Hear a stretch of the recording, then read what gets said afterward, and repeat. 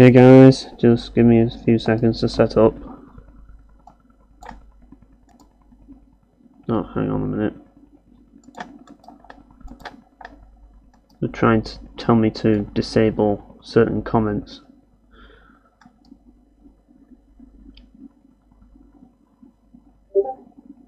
Yeah, I'm just gonna leave it at that. And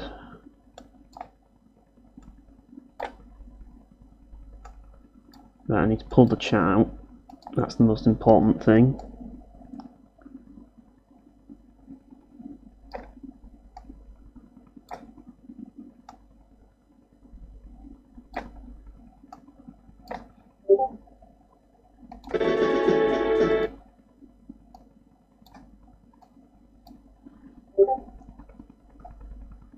Just making sure it's going. Right, there we go.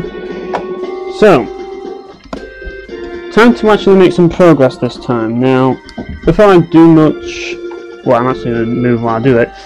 Basically, the last stream I did on this game was terrible. I didn't get enough done, and I was just basically walking around. Oh, hang on a minute, let's turn this down. But yeah, like, no. Trying to get the sound right so that I don't have that blaring out from the thingy, but yeah. Basically, everything went to shit as I got lost and I didn't know where I was going. And now the stream just decided to well, not the stream, it was the emulator. Sometimes it cuts off like that. But yeah, basically everything went wrong, and yeah, I was trying to find out where I was supposed to go, and I forgot that there's a Silverland emblem. I forgot that you had to get an emblem for that area. And yeah, now I feel like an idiot, but yeah, you have to go up here.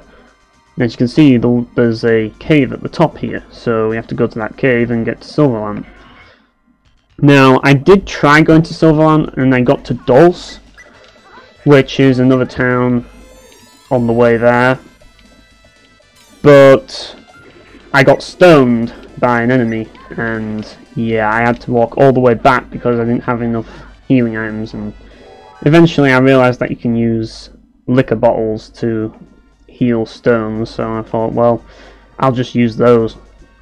But yeah, there's some really tough enemies around here, and you have to be really careful, because if you get attacked by one of these, well, they're not here yet, but these black slime things, yeah, it's not nice. And for some reason I ended up walking that far back, which makes no sense, but okay. Yeah, I'd say that best thing to do here is to use Dragon Ball on them. But yeah, that's basically the gist of it. I'm just trying to make progress now. Like, I did think about getting Perichi so that I could get the bunny shoot. Well, not the bunny shoes, the bunny, which is kind of like this mount which allows you to skip random encounters, which I thought would be a good idea, but to be honest, oh, hang on a minute, what's this? West Van Castletown. What's north then? Because I did go to Dulce last time. Let's put it this way, you're not really missing much, it's just a town with nothing in it.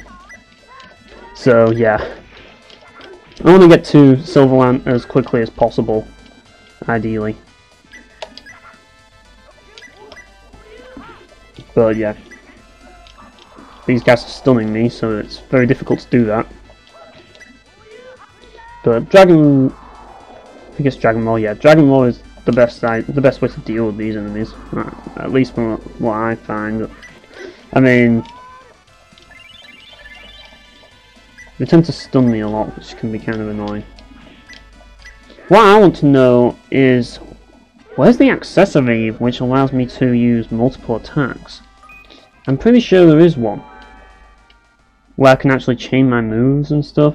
Like, I'm sure there is one, but I never found one.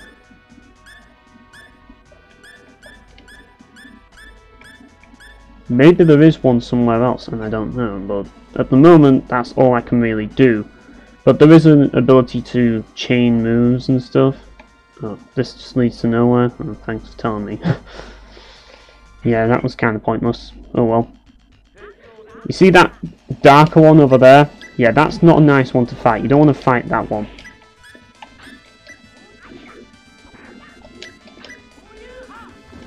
But yeah, I'm gonna try and Dragon Roll them, but... Ooh, I think that was Blizzard. But it did the job. Also, I kind of want to make sure Tanek levels up a bit. Because that guy, he kind of needs a bit of experience, because he's a bit behind. Yeah, I think I'll go Dulceway. I might end up getting there at some point. You never know. But yeah, this is where I find that the game starts getting a lot better and a lot more interesting. As I say, like, I do like the beginning part. As I say, it's cool, and I do like that scene that you see in the, I think it's Ionis. But yeah, like, there's some cool bits in the game so far, but I think this is where the game really starts getting a bit more interesting, as this is where the game starts to get more sci-fi from this point onwards. So it's like, yeah, now it's starting to live up to its name, you know what I mean, Star Ocean, and, well, not quite yet, but it will do soon enough.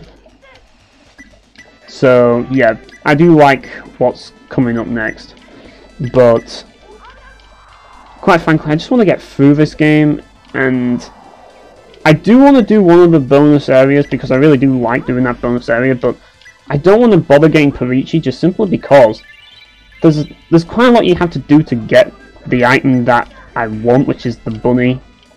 I think it's the bunny whistle, yeah, that's it. And it's a really useful item, and it would save me time in the long run, but by this point it's just not worth seeking it out, as, to be honest, I'm not going to bother doing all the private actions and stuff. Like, forget that. I just want to get through the game. That way I can say that I finally finished this game, and I can go back to it in my own time then, and then I can do all the extras, or maybe replay the game, you never know. Because I'm not against replaying this game, I wouldn't mind going back to it after doing this, and maybe trying a different method.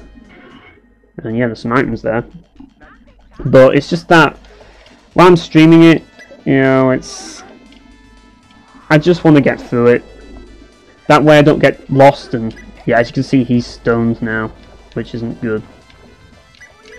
Fortunately, well, I can actually unstone him by using a... not cure poison. You need to use a liquor bottle. So you have to use booze to heal stone, apparently. If you get stoned, drink booze and you're no longer stoned. Well, you're drunk instead. But yeah, I can't seem to find it. Yeah, it will be somewhere. Just need to pay attention. Right, there's cure poison, shower power, resurrection mist. That's pretty useful, but not yet. There it is, liquor bottle. I wouldn't have done that had... oh, great. Hey Extreme, how's it going? Trying to get through the game this time and not waste too much time. But, yeah, like... there's also Cure Stone as well, but that only cures stone and it's actually more expensive. But yeah, I want to get straight to it now. I'm hoping that I can get, like, through the main story for this bit, because like I was going to do more, I was going to do private actions and stuff, but at this point it's just like I just want to get through it, you know what I mean? But yeah, what happened last time? You mean my last stream? Yeah, that was terrible. That last stream was just awful, I'm not gonna lie. And it's part of the reason why I want to do this stream, you see, because the last stream just wasn't good. But yeah, Silver Lamp, we're at Silver Lamp now, so yeah, this is... I think this is the last town in the game.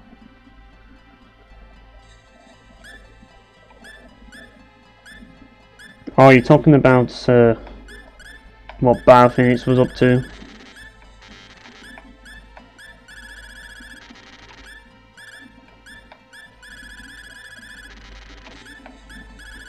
I'm gonna just buy tons of food, I guess. I know when hamburgers die because I ate one today. It's not normal that I do eat hamburgers, to be honest, but I did eat one today. Now I'm not going to buy too much of that. What I will buy is some grain and sell up. There we go. And now it's just disappeared for some reason. Right, I need to... Let's go to my location. Yeah, cooking, let's get some cooking done. Make some booze, might be handy.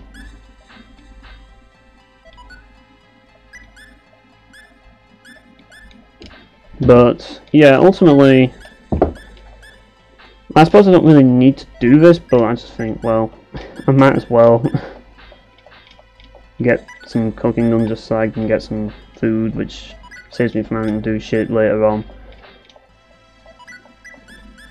I also need to, most importantly, I need to make sure I get some more blackberries, and I need to make sure that I get other stuff. But since I have level 10 cooking, I can make some good stuff anyway, so I might as well just do some item creation with it. And make some seafood as well, because I have some. And yeah, then I want to basically see if I can level up some stuff. I don't know if I can, but yeah, I don't know if I'll be able to do some customize either in the stream.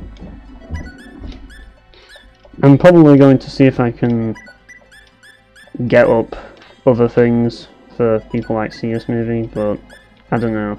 Like, he's got like some things like he can customize and stuff, but it's not very good.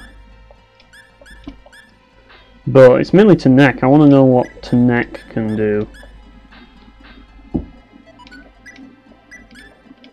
Well, I've played this game. That's probably the closest thing.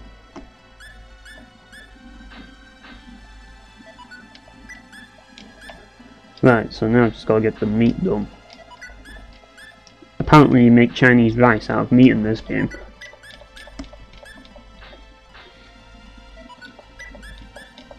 But yeah, what I want to do, ideally, I have a few ideas as to what I do want to stream after this game, but I haven't really, like, I've not decided, like, completely. I'm just thinking about things, but ultimately, like, it's not that I'm not enjoying the game, it's just the fact that I've just spent a lot of playing this game getting lost, and I do want to finish it. I have to finish it, but at the same time it's just like I don't want to waste too much time. I guess that's what I'm doing now, but really it's, I don't want to get lost again like last time, because quite frankly the last stream I just wasn't really enjoying it as much. Mainly because I wasn't making much progress. But yeah, I haven't been to Turkey. I don't really go abroad at all. I don't like going abroad. The only place I've ever been abroad to is Amsterdam, and I don't really want to go back there. It wasn't really fun. Not for me, at least. It just wasn't my thing.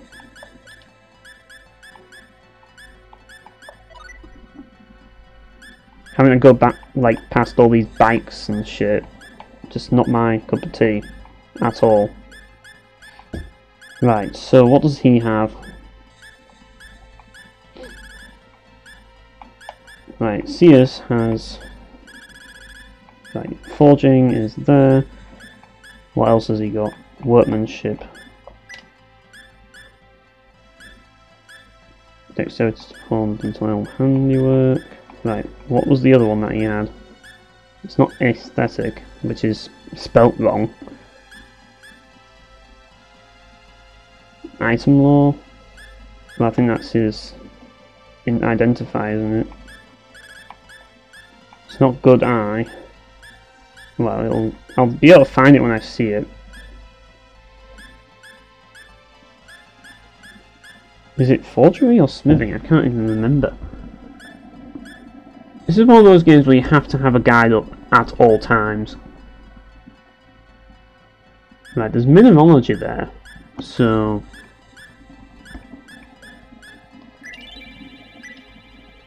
Right, metallurgy is up there, and now I need forging, don't I? Yeah, you definitely need a guide for this, you definitely do. And the rest of it, well... Probably put it into... Automatically attacks after dodging, that could be handy. But I'll probably go with this instead. Yeah, really this isn't the best build, considering the fact I don't have originality, but I'm just going to do it anyways. I'll deal with it later when I'm basically done with the main story, and then I'll probably try and make the ultimate stuff, and I don't know how it'll work, but I'll have to look up tons of guides for that. But I mean, I wouldn't be doing it if I wasn't trying to get my data back, but because I'm trying to get my data back and that's the whole goal of this Let's Play, that's the reason why I'm doing it, really. Not bad. Right, Joshua, he has...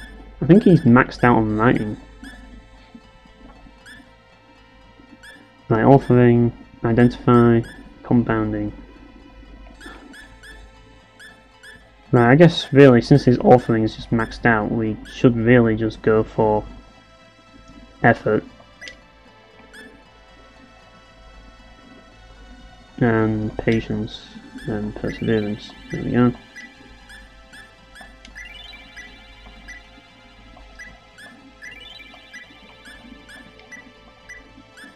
I really should do it on CS as well, but well, I've been trying to level his forging and it's such a pain in the ass to do it.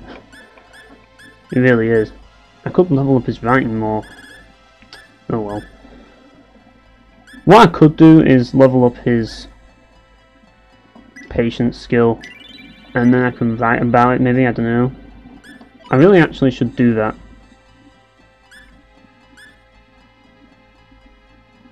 But, yeah.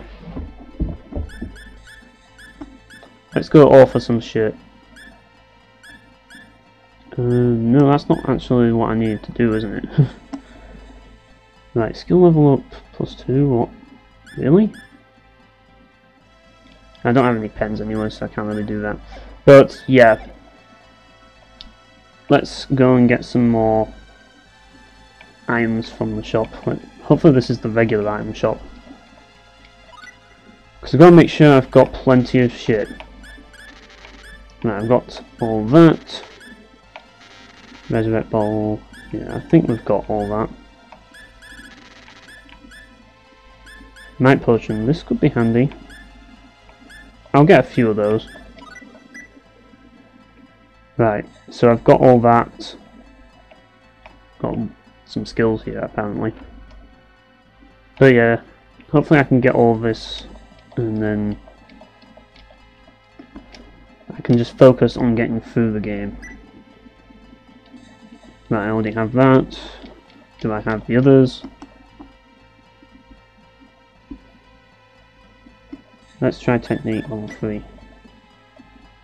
I already have that as well. Right, let's just make sure I've got all the skills first. Because I might not have all the skills, you never know. Oh, I have all of them. Right, that was a waste of time. But in any case, oh, that's just the inn, isn't it? I suppose I can stay and need to heal anyways. But yeah, basically, so far, like, I'm getting near the end of Atelier Iris 2, so I'm going to be trying to get another game to play after that. And yeah, I had a game on order, but I don't know if I'll be getting it, to be honest. Let's put it this way, I've been having a few issues. Hey, look, it's Santa. But yeah, I've been having a few issues with post and shit. And yeah, this is where you get the tri-emblem, which is fucking expensive. As you can see, it's like 8 million full. There's also a book of hentai there. Yeah, I think you're the only person here, to be honest. suppose I could link the stream in Bio's Discord.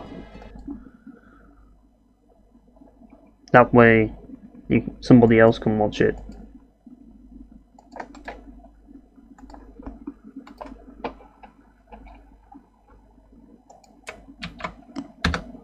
There we go. So now if someone there wants to join in, they can. But yeah. Oh, maybe someone else is here, I don't know. Oh, actually no, maybe that's because I've actually maybe it's because I've actually looked at my video just to move it on to to paste it on. But yeah, for some reason I don't know why. I don't know what that fan art does, to be honest. But yeah, I know there's that armor shop as well. I need to buy some of that shit. Oh no, that's the inn. Why has the inn got an armor on it? Oh no, it's a. It looked like armor for a minute there, but it's actually weed. Right. Here's the weapon shop.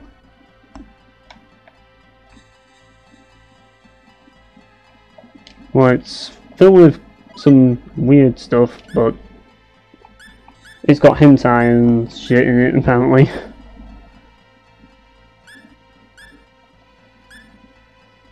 Halberd. That weaker?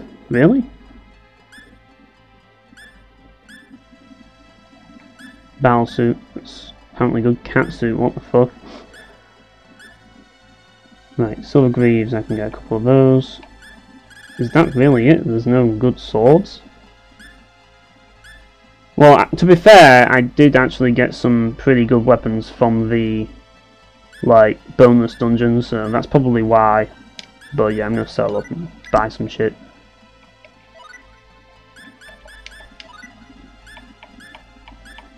But yeah, silver greaves are better, so we're gonna equip them.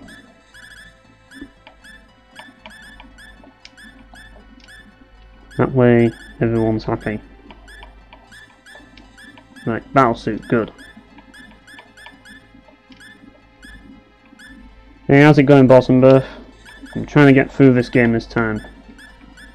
Hopefully this time I can actually get further into it. Whatever, I'll look at the poison charm. Right. But yeah, I'm at Silverlamp now, which is a name that the Tales series stole from this game.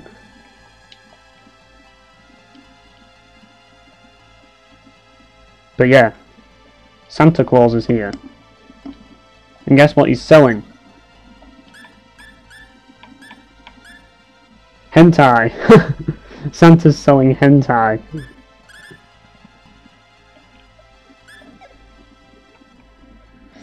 But yeah, I need to get to the castle, that's what I need to do.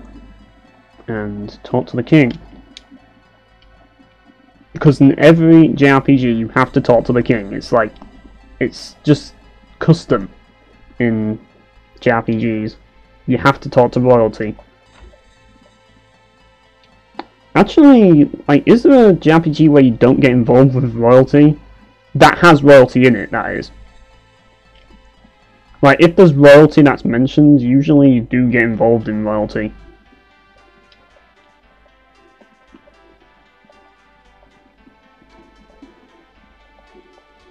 But yeah, this shouldn't take long.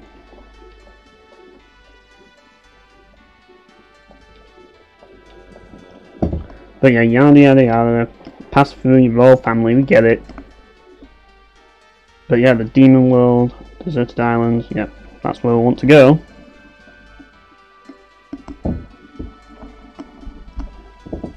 But yes.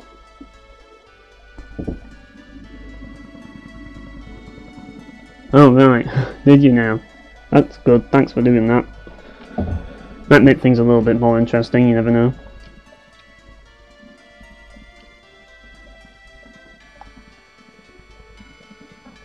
But yeah. I think this actually leads into the bonus dungeon.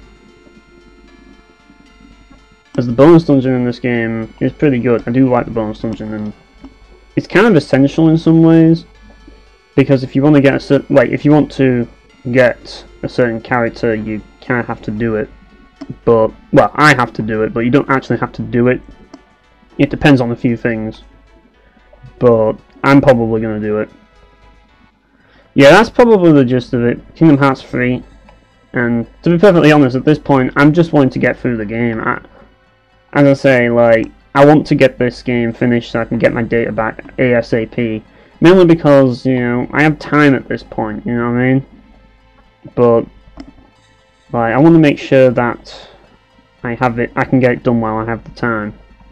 I suppose I can do a few private actions in town, because there are a few here. But, yeah.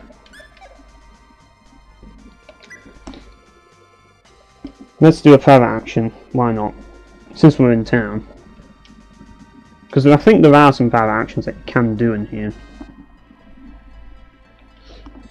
Kingdom Hearts 3, that's what he's talking about. But yeah, here's one private action.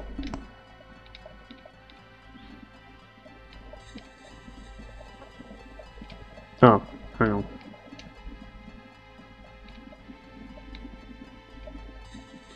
Right. Look at him. 10x on the rooftop, meditating. And, hang on. Oh, Marvel's just over there, apparently. Don't know if there's any worthwhile private actions to have with Marvel, but yeah, Kingdom Hearts 3, I'm not really that bothered in playing that game at this point. Oh, she's just asleep, I guess. Maybe she got drunk or something. I don't know. Don't know where CS is. Anyone at the docks? Doesn't look like it. The docks in this game are huge. Like, bigger than they need to be even. Like, it's like, how big do you need to be, docks? Well, that's what every character except Marvel did. And, well, to be fair, Ronix didn't, but every character except Marvel and Ronix were pissed at one point. Ah, here we are. Something's going on here. My weapons start to rust when I stay too long in places like this. Yeah, they're basically pissed off because it's cold. I would like tea.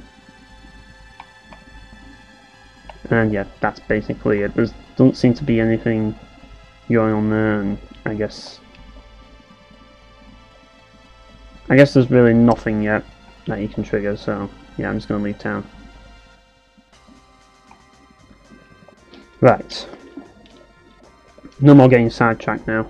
Oh, hang on a minute. Ah, I see, so yeah. I think there is another power action, but because I do remember there was a power action with Millie in the game, but I didn't trigger it. And yeah, this is a pretty good item to get, definitely. I don't need the pickaxe now, so I'm going to get the charm. Look at that. Just look at how much that increases. It's just massive difference. Oh, hang on. Don't want to just walk in there.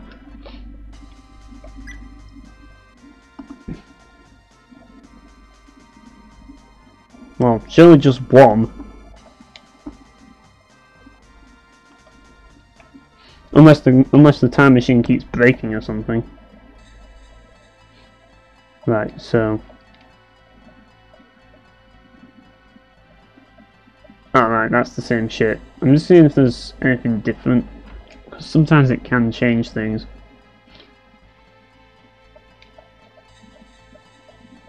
Right. So it doesn't seem that it's changed anything. Like, this game is really hard to play without a guide. It really is. I can't stress that enough. If you're going to play a Star Ocean game, or any Tri-Ace game for that matter, make sure you have a guide. Another good luck charm? Can I abuse that? Have two equipped at the same time? Wow! Look at that! Like 900 attack power, that's crazy shit right there. I didn't know you could exploit that and get another one. I want to see if I can equip it on anybody else, though. Let's see if Sears can equip it. I don't know if he can. No, he can't. Only Roddick can. Or Vatix, if you want to call him that. But Roddick is his canon name now.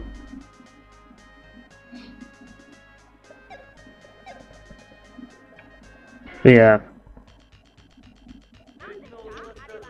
One thing I definitely can say about burgers, though, is that I refuse to eat McDonald's burgers. Like, those things are disgusting.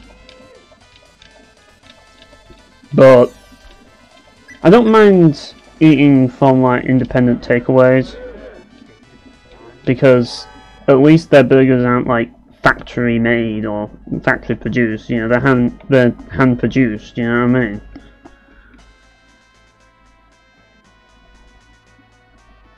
But McDonald's burgers, it's just like, what are you getting? It's just tasteless, and it's just like, it's so tiny and unfulfilling. Well, around in our country it is. In your country, Rosenberg, yeah, it's a big difference. But yeah, we don't really get much. Like, it's just, I just don't see the point. Like, I just don't get the point in fast food. You know, you might as well just get a ready meal. Like, just get a ready chicken curry ready meal. It's just better. It just is to me. Especially since a lot of food, and this is the problem with fast food outlets for me, I can't eat processed food. Like, well, I can, it's not like I have an allergy to it, but I just don't like it. I can't stand the stuff. And yeah, I just refuse to eat processed meat. It's just something that I just cannot eat. Like, processed chicken, like, I just can't stand it. And a lot of fast food restaurants do processed food, and it's just awful. Like, the fries are just drowned in salt. That's the thing. Like, people like them because they're really salty. That's basically the gist of it. That's the only reason why people like them. But honestly, I'd like to put my own salt on it and not have them, like, dip it in, like, tons of salt. You know what I mean? That's the problem.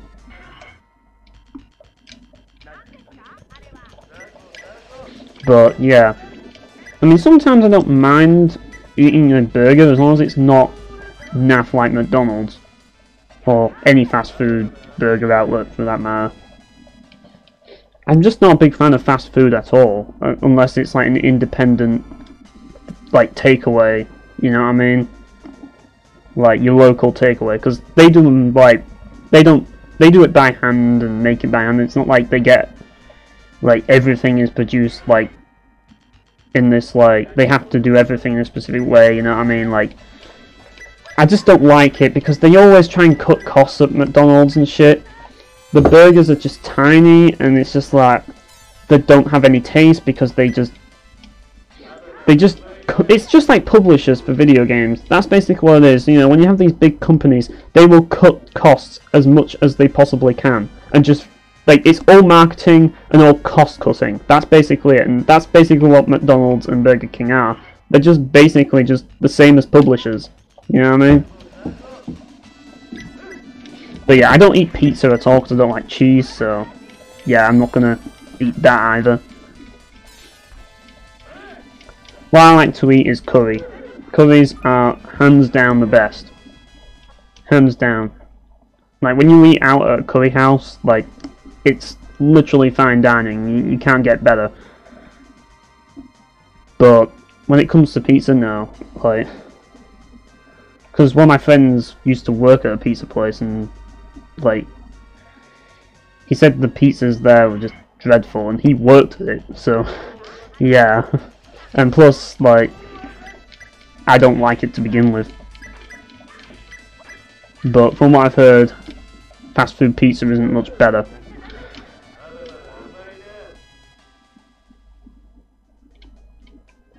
No, I'm not really that much of a food eater, but to be fair, I do eat vegetables. I prefer vegetables over fruit personally.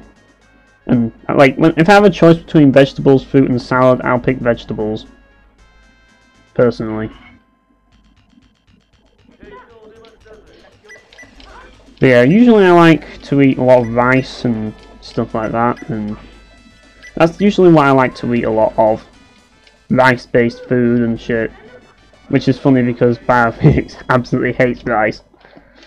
But yeah, like, I don't know what it's about it, but I just like to eat a bowl of rice sometimes.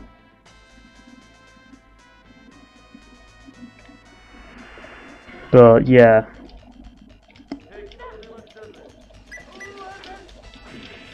I mean, I do like fish as well. Fish, rice and curry, that's basically the sort of food that I like to eat.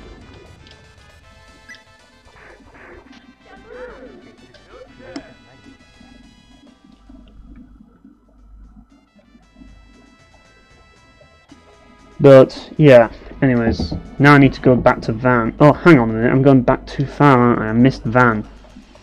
That's what happens when I spend all my time talking and not really thinking. So I have to go backwards again. At least I found out early.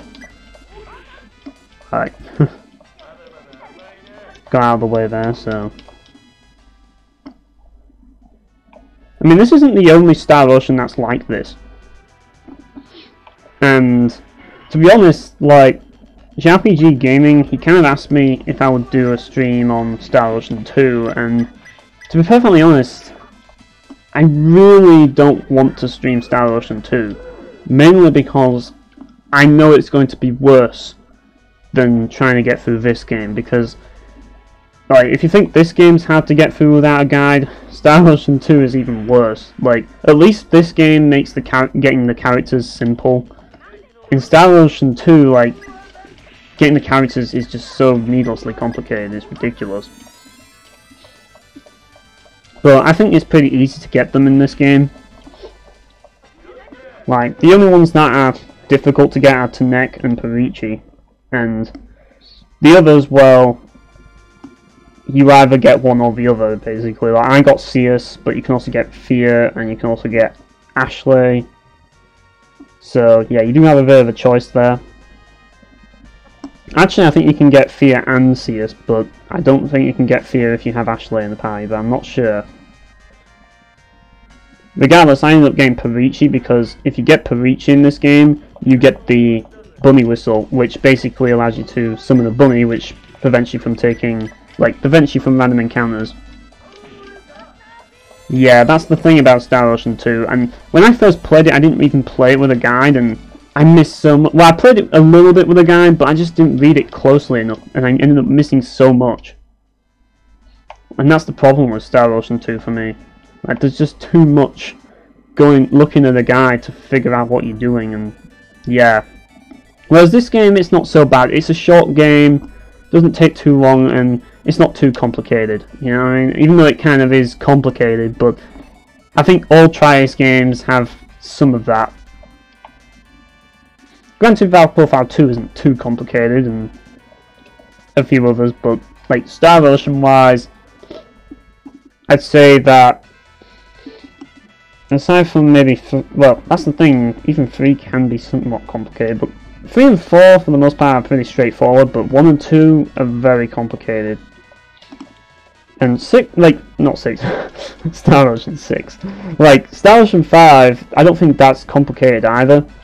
Star Ocean 5, Star Ocean 3, and Star Ocean 4, like maybe Star Ocean 3 can be complicated at times, but like 4 and 5, like, you don't really get lost.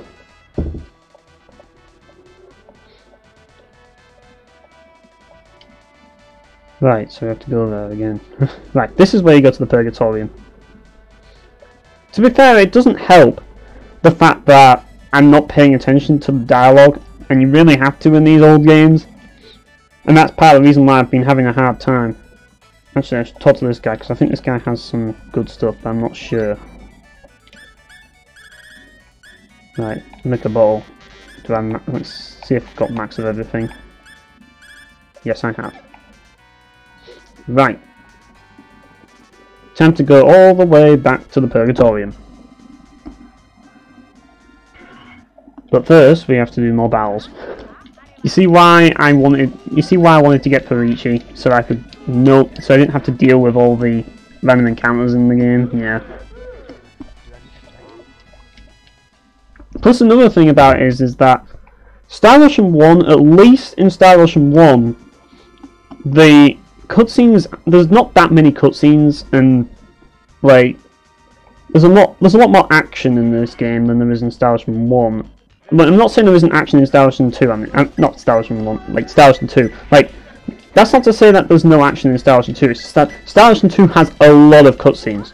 This game, at the beginning, it has a lot of cutscenes, but the story is very simplistic and it works well enough for what it is, and it mostly focuses on the action and the dungeon crawling, whereas Star Ocean 2 has a lot of text, and to be perfectly honest, I think for a game like that, I just personally couldn't stream it. And that's the reason why I really don't think I'll do a stream of Star Ocean 2, to be honest. I do want to play through Star Ocean 2 again, but I'm not sure if I want to stream it. I really don't think I want to stream it, because I know that it's got a lot of dialogue to get through. And yeah, considering what I've been going through in this stream of Star Ocean 1, I dread to think what I'd end up going through in Star Ocean 2. But yeah, now at least I know where I'm going, and I can actually get to where I need to go.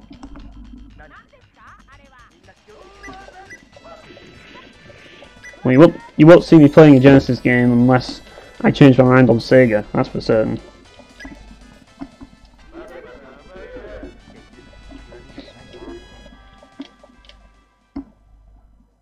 Because, as we all know, I should actually change the top chat to live chat, because that's one thing that annoys me about YouTube.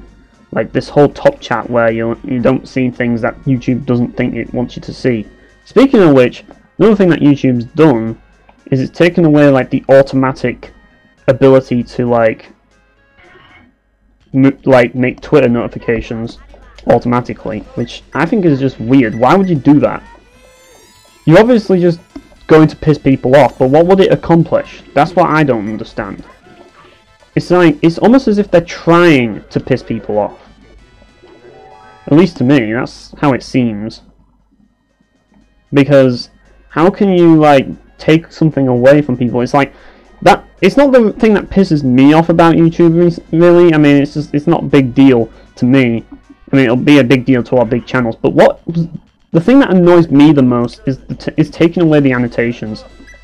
Like, now I'm going to look like an idiot on my Painkiller Let's Play because I said wrong things, which were corrected in the annotations, where, like, when I got to the asylum level and I talked about the asylum being from somewhere and I ended up getting it wrong and I had an annotation up, and it basically the asylum is based on Denver State Hospital, which is in America, which I got completely wrong, and annotations allowed me to fix that mistake. And yeah, censoring live chat, like there's an option, and I was going for it when I started the stream as well. Oh, we can actually make a choice now. We can go to Portmis or Ottonin or Trop. It's about damn time we can actually pick. But yeah, it's just annoying. It really is. Like, I just really wish that we had annotations back, honestly. Like, YouTube just doesn't give a shit. And they're making it pretty damn clear that they don't give a shit. They know people are going to use their platform.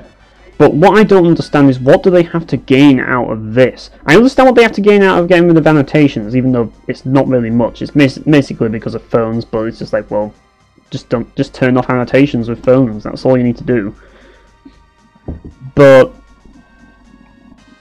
like, the problem is that with this one, I just don't get it. What are they trying to do? Why are they taking away automatic Twitter things? Like, when was the last time YouTube did an update that wasn't detrimental to our experience? That's a good question. It seems like every update they do seems to be detrimental to our experience, except maybe for premieres, I guess. It's probably the last update that they did. That's probably the one. But yeah, there's premieres. I'll give them that. They did that, but Other than that, they basically take away instead of giving, really. Which is a bit of a shame.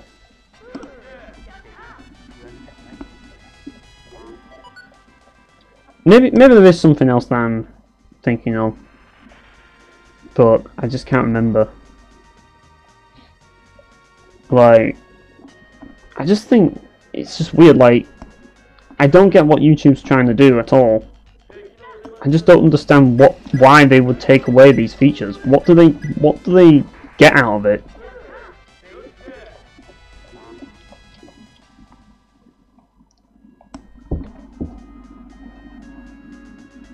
Right, no, oh yeah, notification bell. Yeah, I see. Yeah, like, the thing about that is, and here's the thing, like, sometimes when I get a comment on my videos, it doesn't show up in my notifications. And I don't know why, but the comment that you made on my Battle Out of Hell video on Leningrad did show up. But the thing is that most of the time they don't show up, so I just randomly look at my like comments page on my channel, like I forgot what to call it now, like the creator studio thing. Like, I look at the comments thing and I'm just like, hang on a minute, someone's commented, you know what I mean? And I didn't know because YouTube didn't notify of me, like it didn't notify me of it, but it always notifies when someone likes my post, you know what I mean? But it never notifies me when I actually get a comment on my own stuff, and that really annoys me. It's like, you know, there's so many posts that I make that just get tons of likes for some reason. I don't know why, but I seem to make all these posts that get like 1 billion likes, and it's like I get tons of people liking them, and I'm just like, yeah, like, and it's not that, it's just basically liking a comment of mine on another video, and then I get comment strings as well. That's another thing that I hate about it. Hey Bio, how's it going? Trying to get through this game and make some progress this time, but yeah. What I was talking about is, like, with YouTube comments, like, every time you get comment notifications, you get the whole string of comments. Even if they're not replying to you, you still get to hear this long conversation. And sometimes you get these long arguments in your YouTube notifications feed, which you're not even involved in, but because your comment is linked to it, everyone starts arguing, and you're just like, why do I have to listen to this? You know what I mean? It's annoying. Oh yeah, those are just items. But, yeah, like, I just don't understand notifications at all. It doesn't seem to be a beneficiary thing to me. But, yeah.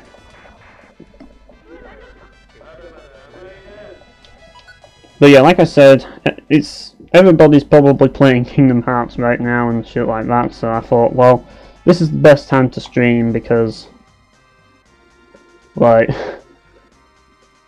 while everybody else is doing that, I can do this. Just so that there's something different to watch on YouTube than just Kingdom Hearts, you know what I mean? And Resident Evil 2, because that's what everybody wants to play now. So I thought, you know, I'll have something different for people to watch while everybody else is doing that, because not everybody's interested in Kingdom Hearts and, like, Resident Evil 2, and I know I'm not. Yeah, that's basically the gist of it. Even though I know you like that game, so, but, yeah. That's basically the idea. But also mainly just because I want to get through this game. Because, like, while I have the time to do it, let's put it that way, because eventually I'm just not going to have as much time available to stream and stuff.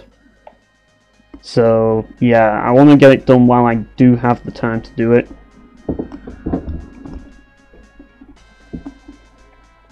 But yeah, like Kingdom Hearts, like at the moment I've still not finished Birth by Sleep. I'm not really focusing on getting through that at the moment. I'm going through Atelier Iris 2 first. But there is a game I have ordered, but I don't even, like, after that memory card fiasco, I'm not even sure if it will arrive. I seem to be having a lot of problems with deliveries recently, so I don't really know what I'll do if I beat Atelier Iris 2 and have nothing to move on to. I probably will carry on with Birth by Sleep, I guess. But, yeah. I mean, Atelier Iris 2, I'm in the final chapter, but it seems like I've got quite a bit to do yet, because I still have to do I do want to do more. I do want to do some of the side content in the game to make it last. So I'm not going to rush through it. So I don't really have to worry too much about it. But at the same time, it's like I don't really have another game to really focus on. So what I've also been doing is playing some Mountain Blade and continuing Chin's adventure, because that's always fun. Now I forget, do we go in the front way or the side way? I'm gonna check the front way first. Maybe the front way I can actually get in somewhere. I don't know. But if not, I'll just go the other way. But yeah, it's not really fun to get through this dungeon. Definitely not. Like, well, it's not a bad dungeon in a lot of ways, but it's just that getting past those freaking orbs is not fun. Let's put it that way. The second half of the dungeon is pretty cool, but the first half of the dungeon is, yeah, I like the music, so it's not a bad dungeon, it's just that those orbs can be a bit of a pain.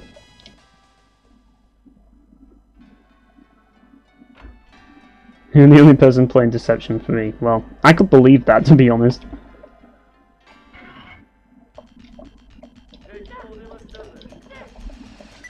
But yeah, these enemies are easy now at this point.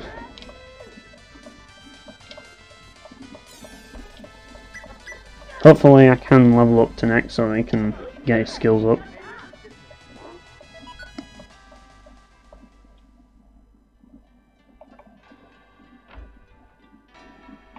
But yeah, I'm basically trying to, now, as I say, I did that video that I showed you in the Discord. Oh no, I don't want to flip that.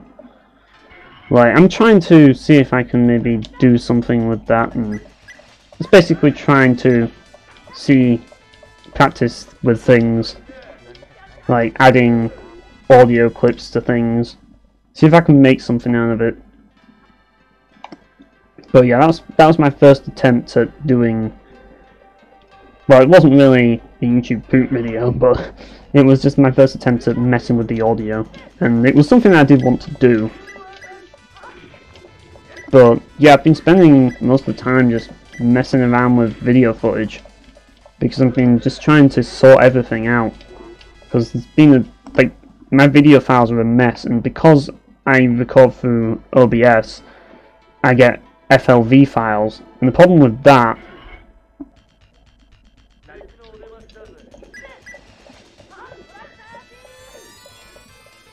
yeah, I don't think this is the way. Yeah, this definitely isn't the way.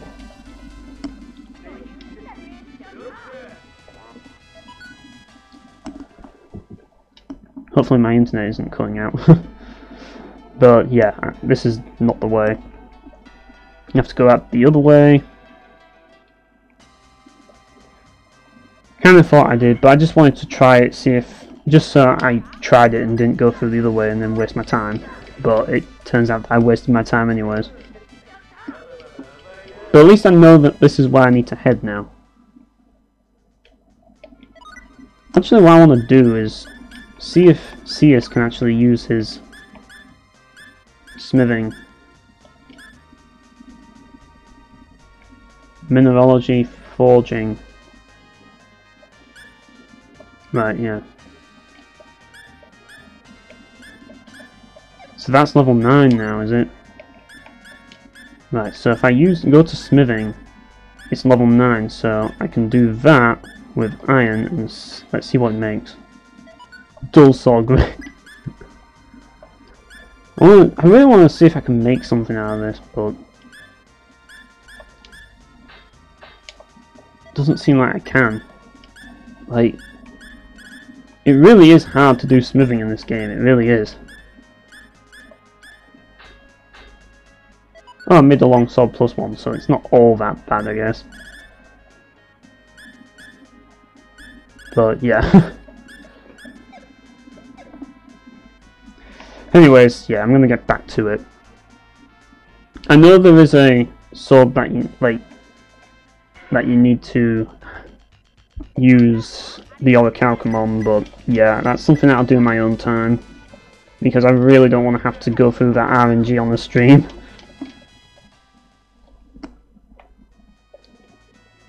Yeah, it's not as easy to break this game as it is Star Ocean 2.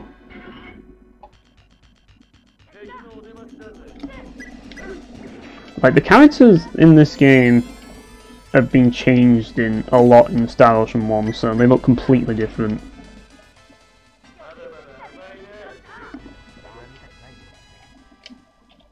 Like, Roddick has, like, blue armor in this.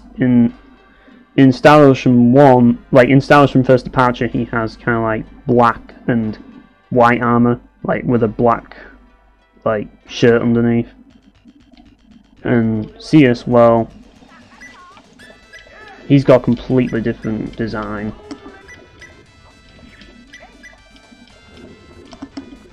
But yeah, I prefer the art style of this game personally.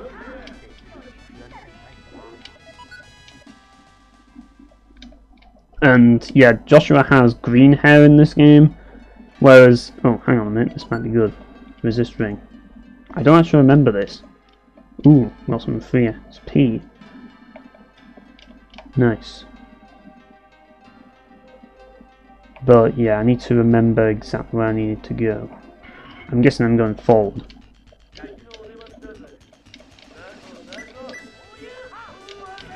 Well, that'll deal with it.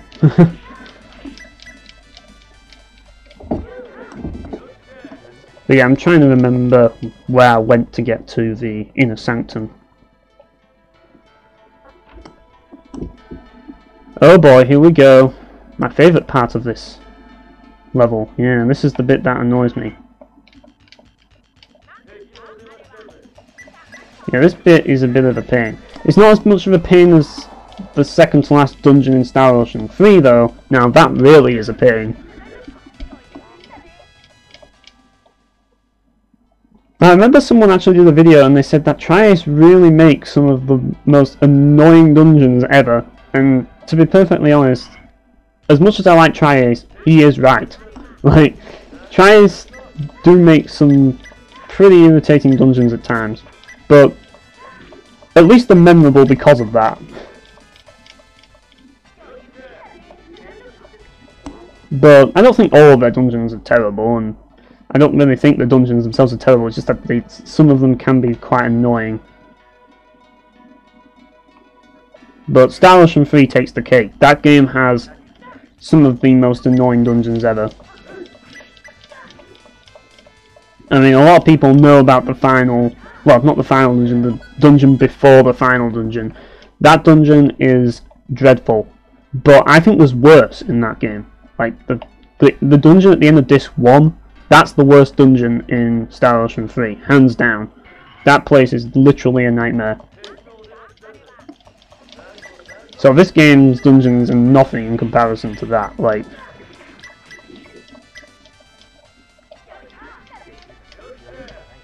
But, like I say, like, Star Ocean 3, it's one of those games where...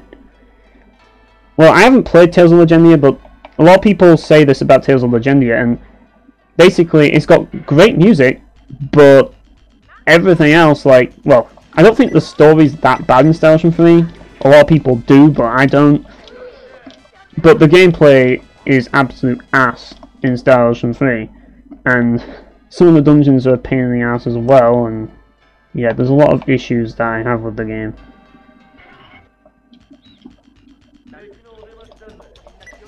But yeah, like, let's put it this way, Triace isn't without its flaws, it's just... like, even though not all their games I particularly like, I still like them as a company the best because they're not afraid to take risks, even if those risks mean that I'm not going to enjoy the game, you know what I mean? At least they tried, and that's the way I look at it. But then you get games like this, which I do like. It's like Valkyrie Profile 1, like, I'm going to admit, I'm not the biggest fan of Valkyrie Profile 1. I'm really not. I appreciate it now that I play Valkyrie Profile 2, and I do think that there is a lot of good in it, and that's the thing about Tri-Ace games. Even if you don't like the game, there's still some enjoyment to be had, because they always have some qualities in their games that really make you want to play them, even if you know that you're not going to like them. And that's the thing that I always respected about Tri-Ace's games. Yes, they may have something annoying in them, but they keep you coming to them, you know what I mean? You always want to go to them anyways, because like they always have those qualities that keeps you coming back, even if you are getting annoyed. Whereas I find that Tales doesn't really have that as much. The only Tales game that I can think of that is the exception to that rule is probably Tales of Symphonia, which, yeah, that has a few annoying things as well, but that keeps me coming back. In a way, I like to call Tales of Symphonia the true Star Ocean 3, like, pretty much. It's basically like... Oh, I think I'm going the wrong way again. I bet I am. But yeah, it's basically what Star Ocean 3 should have been. Combat-wise, at least. Except the only difference is that it should have been like... Well, let's put it this way. At least the combat in Symphonia was good. Yeah, this is the way I need to go. But yeah, except this music that plays in this area, I really like this music. But the music in the next bit's also pretty interesting. I also noticed that the soundtrack of Star Ocean 5 has been taken down off YouTube. Which is... maybe it got removed from YouTube, I don't know, but it's kind of a shame. Because that game's got some pretty good music as well, and now I can't even watch most of it. Some of it I can, but not all of it, and yeah. Like, I've just started to notice a lot more accounts just keep closing down, and a lot of videos keep going down. No wonder it's so hard to find classic YouTube content anymore. Might as well save. I don't know, it was just removed. I just couldn't find it anymore through the search bar or whatever. Right.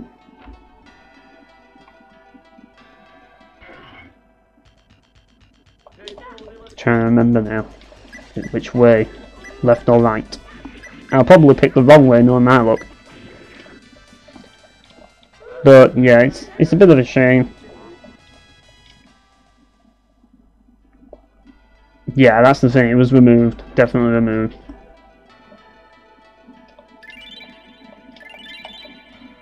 Right.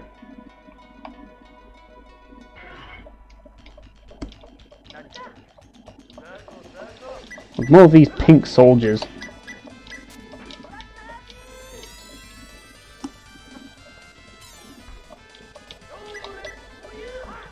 I love Tractor Beam's animation. It sends them up in the air and then it sends them back down.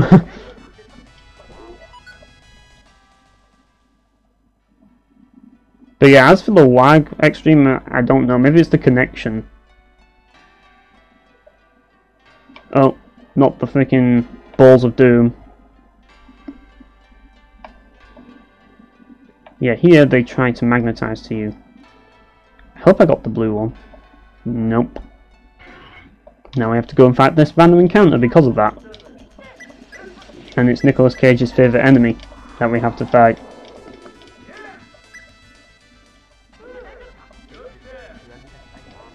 But yeah, like, I just miss all of those old parodies. Even some of the Star Ocean ones have disappeared now, and it's just like, I kind of get it. Like, people are trying to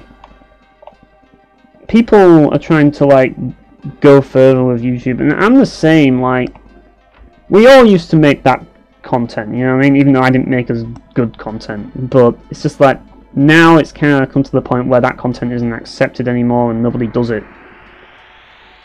But yeah, it's a shame though, because there was some funny shit.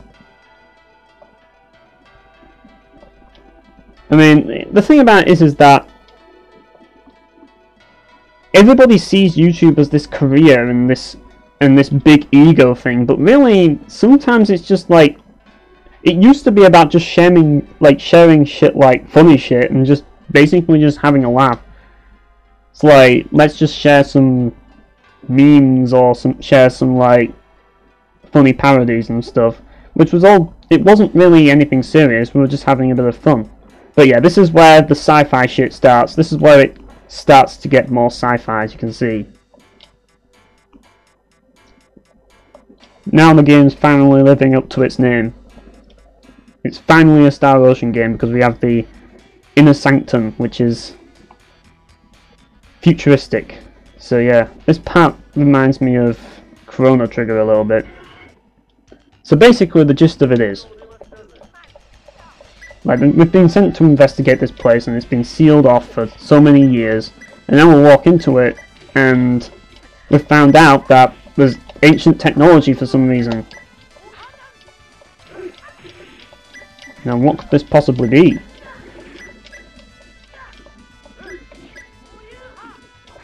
But yeah, finally we actually get to fight some decent encounters. Maybe get some good experience as well. But yeah, I like how the game just, like, it's fantasy for like so long and then suddenly it just hits you with this area and it's just like, and we're like, yeah, you thought this was a fantasy game? You thought wrong. Uh-oh, ambushed.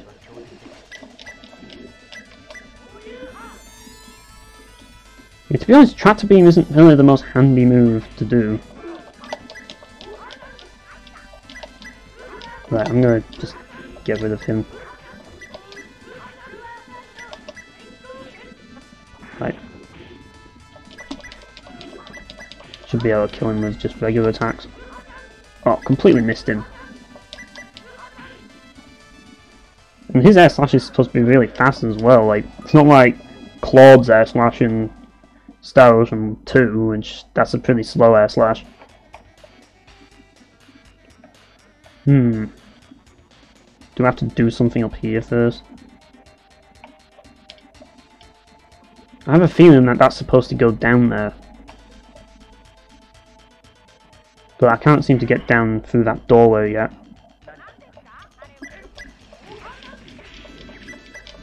But yeah, one thing that I will say that Tails did get right is the fact that you automatically heal your MP or your TP over time. Are there still oceans in space? Well, I'm not going to say anything yet. You're just going to have to see for that one.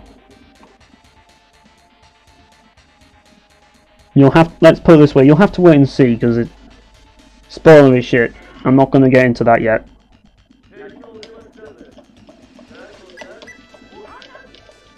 Oh shit. Dealing barely any damage at all. Oh, I dealt a critical there though.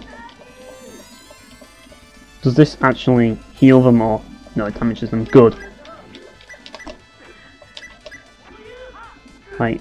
Oh yeah, there we go. Dragon Roll works well. Deals plenty of damage. But, yeah. Well, a lot of people complain about Star Ocean 5 mainly because it all took place on a single planet. But here's the thing. This is on the same planet. And this is the first Star Ocean. So basically, how can you complain that the entirety of Star Ocean 5 takes place on one planet when really Star Ocean was not really about space travel at all. Star Ocean was all about, well, it kind of was supposed to be, but it's supposed to be a mixture of sci-fi and fantasy, and that's exactly what Star Ocean 5 was. And it did have some, like, it did have a ship and that, and so does Star Ocean 1. It has the, what was it called? The Calmus, that's it. So, really, I don't know why people complained about that. Like, I think that the people who complained about Star Ocean 5 didn't play Star Ocean 1. And the thing about it is that, like, this game isn't the only game in the series that's like that. Or, well, that's kind of light on the sci-fi theme, really, but this game does have some sci-fi shit at least. That's one thing I will definitely say about it, and I like the design of the sci-fi stuff as well. Like, you can see all these things moving and blinking in the background. And that's one thing I do say that I prefer in this game over Star Ocean 1. Now that might sound like controversial to some people. I mean, not Star Ocean 2, Star Ocean 1, I meant Star Ocean 2. That might sound kind of controversial to some people, but I actually prefer the design of like the tile set and stuff in Star Ocean. Oh shit, everyone's dying. Right, hang on a minute. I can actually just... Oh, great. This is not going well. Seriously, Joshua, you should be healing everybody. Right, let's use the resurrection ball. I'm not going to use the mists.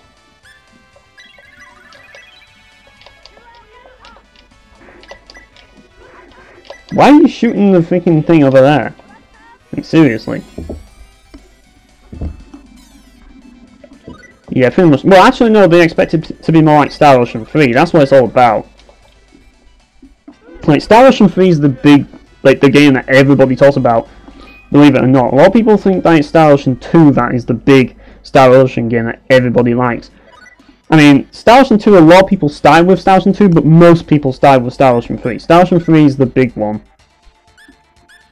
But I think Star Ocean 3 is the worst in the series, personally. I could either max out my health or max out a dial style. I think I'm going to max that out, personally. And I'll get that as well. Because I think I need some more attack power. But what I also need to do is eat some food. The good news is that Tinek likes his alcohol, and so does Seus. So we can keep them both happy. Yeah, I should. What have we got lots of? Yeah, just have some of that. Like, we've got a team full of drunks in this game. Like, it's weird, really, because there's 3 characters in... No, there's actually not just 3 characters in this game. A lot of characters in this game like their booze.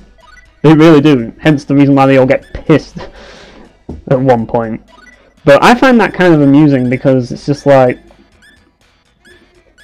It's like everybody's fighting over ale. Pretty much. Well, not really fighting over ale, but you know what I mean? It's like...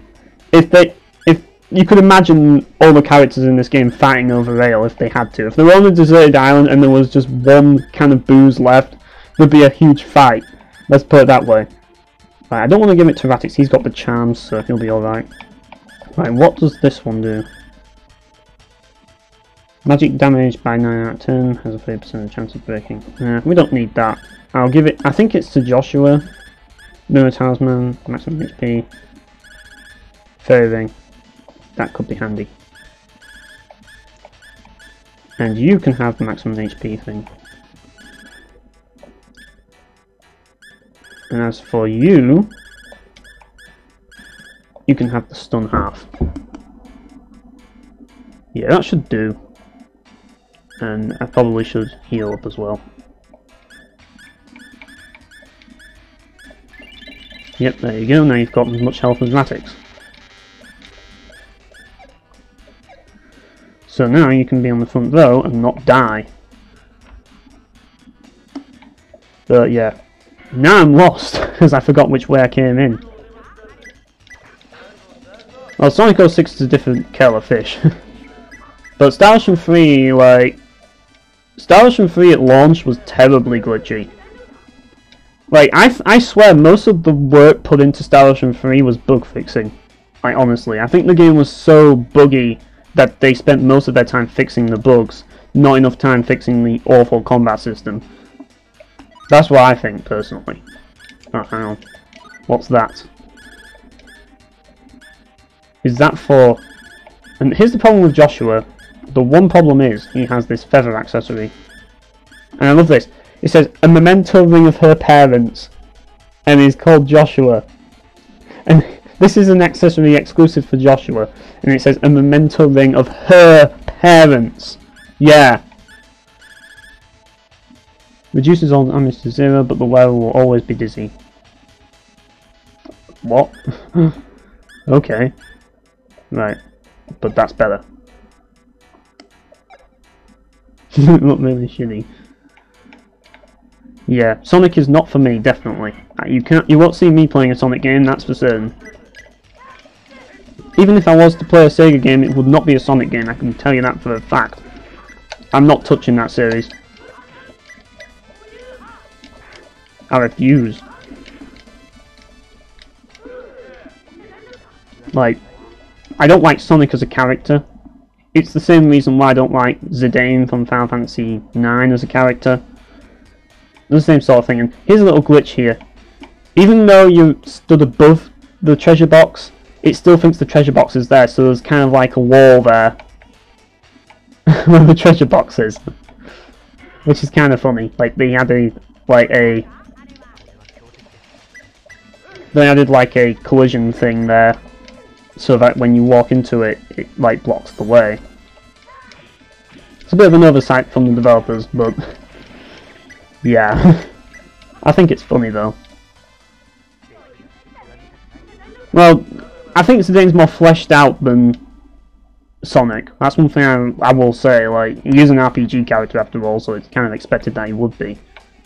I think I'm going the wrong way. Yeah, I think I am. Right. But I just don't like they're both cocky as hell, and at the same time, to me, they're both lame. I don't really have to go through that franchise of pure pain. But yeah, that's the thing, like, I just never have liked Sonic, and I never will. Right, that was the item room, so that's where you get the items and shit.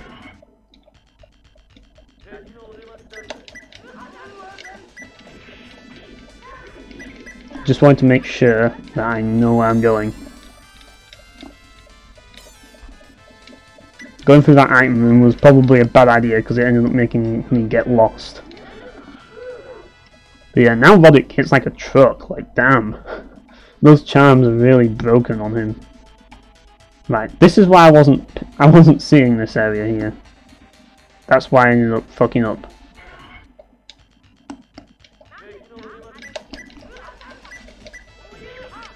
Oh, I completely missed him. Got him there though. But yeah, like Bubsy, I'm never going to play Bubsy either. Definitely not going to play that. Unless I want to do a stream of terrible games, then maybe, but I don't know. Right, I take it I'm going down. Ooh, there's a room here. What is in the box? A herb. You know what that calls for. Time for you to identify this herb. What could it possibly be? At least you actually finds out what it is this time, instead of it's like, I can't tell what this piece of shit broken sword is. Oh wait, it's a broken sword! Fairy potion? Don't remember that. Oh, you can't identify the gem. Oh well, at least he tried. Gotta give him the benefit of the doubt there. Sage's stone.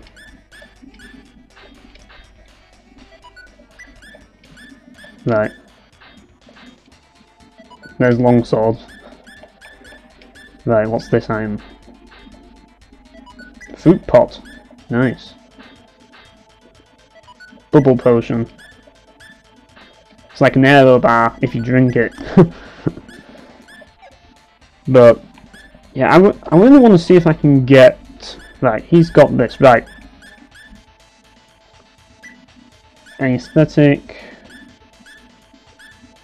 Hang on, I know that I have crafting on CS. I know I have it on CS.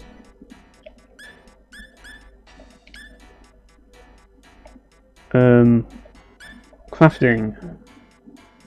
Workmanship, mineralogy, aesthetic sense. Would make more sense for him to get that, wouldn't it? But... actually, yeah, I probably should. But what I really want to do first is make sure I have his... smithing up first, which forging's that, and workmanship is that. Yeah, smithing's level 10 now. Right, now I can get aesthetic up. so he can do crafting. There we go. Yeah, like, I know the feeling of playing shitty games. It's like when I played, like, fucking Serious Sam. That was a game that I didn't want to play, believe me. Like, I thought it was going to be a good game, but it didn't end up being fun. Like, it's kind of disappointing, really. And I made an amusing lump. And another amusing lump. He's not very good at crafting. And he's made a strange lump this time. Is there anything good you can craft out of iron? I don't even know, to be honest. Right. Definitely don't want to craft that. That's very important, is that all the outcome. There's also that Sage's Stone. You know what this calls for? This calls for save states. Right, let's see what I can make out of this, let's see what I can make out of a sapphire. Funny decoration. Fuck it. Right, load state. Sometimes you've got to cheat to see what you get out of stuff. Okay, fuck it. I get it. We can't make anything good out of it yet. Right. Eventually we'll get there with Sears. We will. But until that happens, I'm going to probably try and level up. No, not him. He doesn't need leveling up yet. Joshua, that's it. Right. He's still got to get writing up, hasn't he? Max out authoring, and now we can get his effort up. Oh no, we can't. Right, I guess I'll, no, I can't get biology up. I will get, no, is it perseverance? No, I'll get patience up, that's better. Well, I need to get this up anyways. Yeah. And I should probably train during battle. There we go.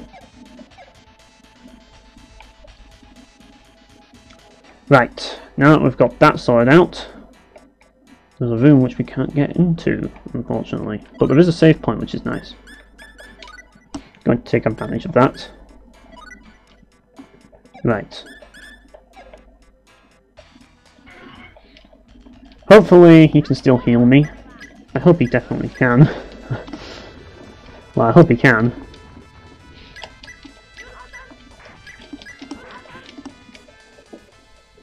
But yeah, Mega Man's another series that I've never been able to get into. Like, I tried Mega Man X and I just can't get into it at all. I just don't get the appeal.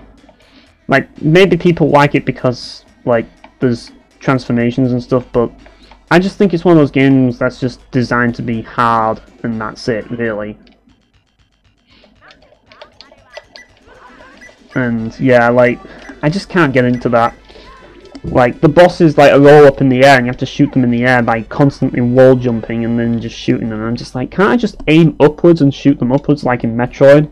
Like, that's one thing I will give Metroid. It allows you to shoot up. And to be honest, I think people kind of took that for granted at the time. But like, I wanted to try it, but I just can't get into it at all. Like, it's like the music in the game, like, it's not bad, but it's nothing special. You know what I mean? That's the way I look at the music in Mega Man. It's like, I thought the music would be interesting, but after playing Super Castlevania 4 and hearing that epic soundtrack, and then going to like Metroid, like not Metroid, Mega Man X, I was just like, it was disappointing. Maybe because I played Super Castlevania 4 first. But yeah, I just wasn't a fan at all of Mega Man X. Like, I'm not saying the music is terrible. I just thought it was nothing special. I just wasn't really, like, it was alright. There was some alright tracks in there, like the track at the start of the game was alright, but I kind of see the appeal in a way, but it just wasn't enough. Like, after playing Castlevania 4 at least, I just wasn't into it. Maybe I set my expectations a bit too high, but yeah, that's just the way I see it. I did want to like it, but I don't know. Just probably just not for me, but have I been in there? No, I haven't. Got savoury, but we've got tons of them. But ooh, sour syrup. There's a syrup for every taste bud in this game. But yeah, like, and I just don't want to play too many hard games nowadays anyways. And I just see it as just being one of those types of games that's just going to frustrate me, so I just thought I'd just drop it. And I tried to go back to it, and I was just like, no, this ain't going anywhere for me. I just, you know, I don't know, I just can't get into it at all.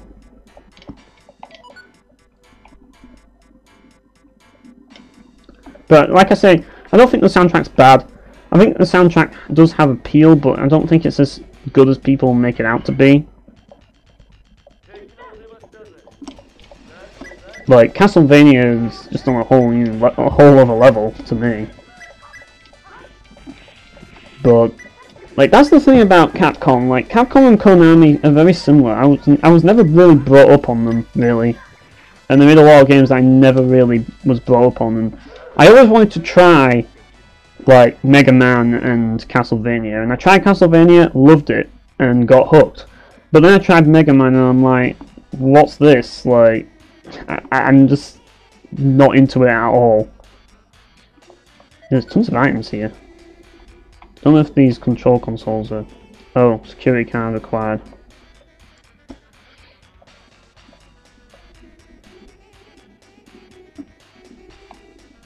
So we have to get a security card then. Yeah. Well, actually, I can't, because of that I missed the golden age of Konami, that's the problem. So I'm going back to try and experience some old Konami classics now. That's kind of what it is. And to be honest, they did make some good shit back in the day, from what I played, just not now.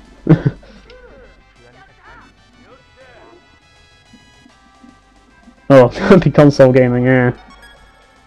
Oh shit, we got the best move in the game. I don't know if I can set him to do only that, because that's the only move he needs to do. This attack can kill anything in a single hit, including the final boss of the game. Yeah. It's broken. Oh, Lobman. Yeah, like, a lot of people are big into Mega Man. It's just a series that everybody seems to play. Whenever you see people playing retro games, it's either Mega Man or Castlevania, or like Mario or something like that, or Sonic and that. You know what I mean? But the most common thing that people tend to play, oh, instant death. There you go. That just shows how broken that skill is. And that's why I put Tanek in the party. And yes, that does hit the final boss as well, so sometimes if you get lucky, you'll one-shot the final boss with that move. It's ridiculous. Right, do I go this way this time? I think I do. Right, what's up here? Oh, we've been in there. Bubsy has fans. I'd like to see a Bubsy fan base. Just, I mean, probably shouldn't want to see a Bubsy fan base, but it would be funny to see how people will react. But yeah, having Mirror Strike, or Mirror Thing, whatever it's called, is just gonna really help us here. Ooh, look at that. He killed 2 of them in 1 hit right there.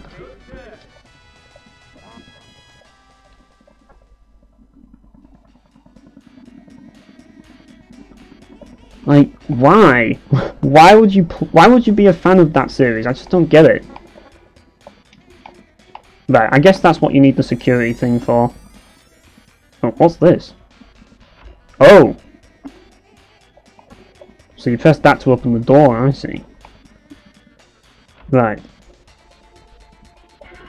Yeah, it has been a while, people, so I don't completely remember this dungeon, but...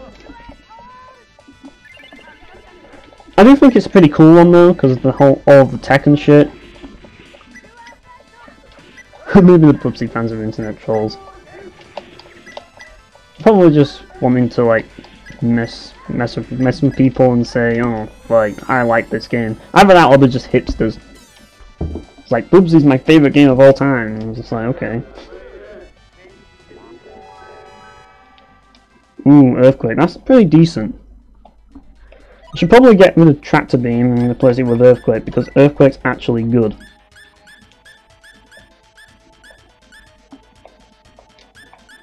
I mean, it says it's non-elemental, but it actually heals some people, so yeah, non-elemental can still be absorbed.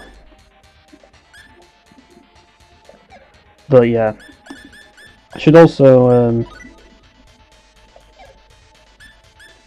does he have, right, oh, no, only he has training, right. I should actually skill up though, get Seus's skills up. Oh no, he hasn't leveled up. Oh, look at that, seriously, to next, he's really getting leveled up, isn't he? Right, maybe we need to actually start leveling up on that. Yeah. Yeah, get his training up. That's the best thing to do with this guy at this point right now. Especially considering he has a one-shot kill move. Like, he really doesn't need... Right, SP needed for skills, that's what I'm going to get first. Oh well. Right, I'm just going to have him on training at the moment now. That is level 30. Yeah, just train during battle, dude. And, yeah. Where's the blackberries? There they are. This will be handy. That way he can use more mirror slice. Well, I don't really know what's up with people with Action 52 at all. Like, why would I wouldn't even think of playing a game like that's called Action 52. To be honest, I wouldn't.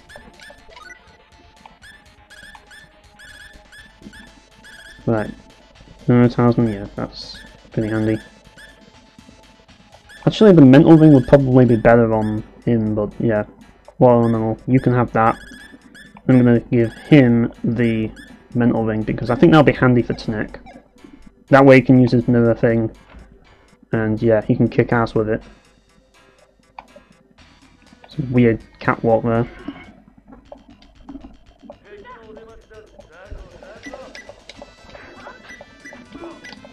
But yeah, and I'm getting stunned by these guys, which isn't good. Yeah, it's best to use Dragon Roll on them. Because look at the damage. Big difference.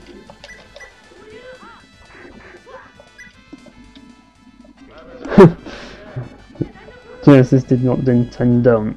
And then Genesis game's pretty bad. Yeah, pretty much. I'd expect nothing less. Right. Wait, why has it suddenly gone white everywhere? I don't know if that's to do with the emulator or if it was always like that and I'm just, I don't know, hallucinating or something. Oh, one-shot kill. Like, I really want to know where you get the ring which allows you to do like dual attacks, like go from one attack into another. Like you can mix up your attacks and stuff. Like, so you can have two attacks mapped to one ability, like one button, which is pretty nice.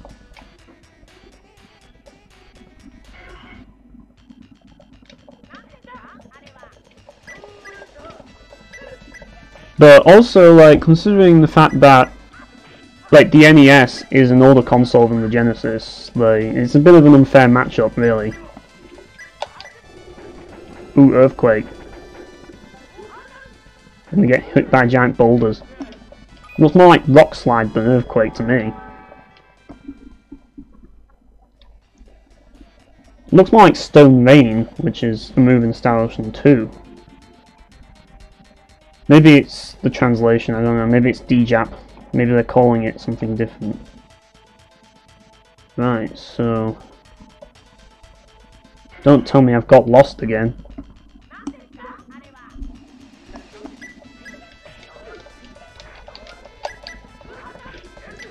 But yeah, the worst game I own on the SNES, at the very least, is probably Cool World. unless you count the sports games, Cool World's probably the one. That game is just weird in so many ways. It's probably the most odd game on the SNES. Cool World is so cool, yo. But yeah, like, I just didn't understand what I had to do in that game. I was just wandering around, and suddenly these midget police found me and arrested me, and I'm like, okay. And then it was game over, and I'm like, oh.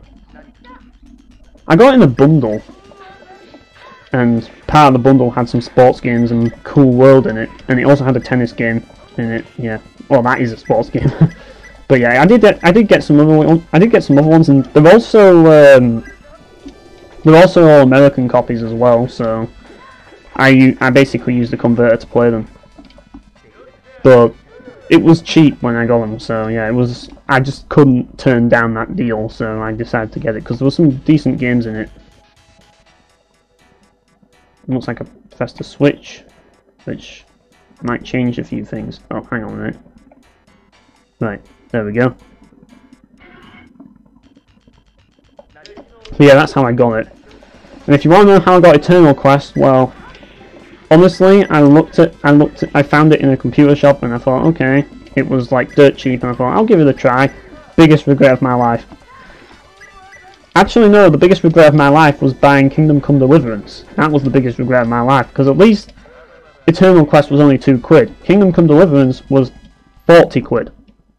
You can imagine how pissed off I was when I purchased that game. But yeah, now I can go through here. So yeah, that opens those doors. Probably can go through the other doors as well. But I don't want to get lost, so I'm probably not. Maybe one of these days I'll backtrack and go and get the extra items, you never know. It depends on what I fancy.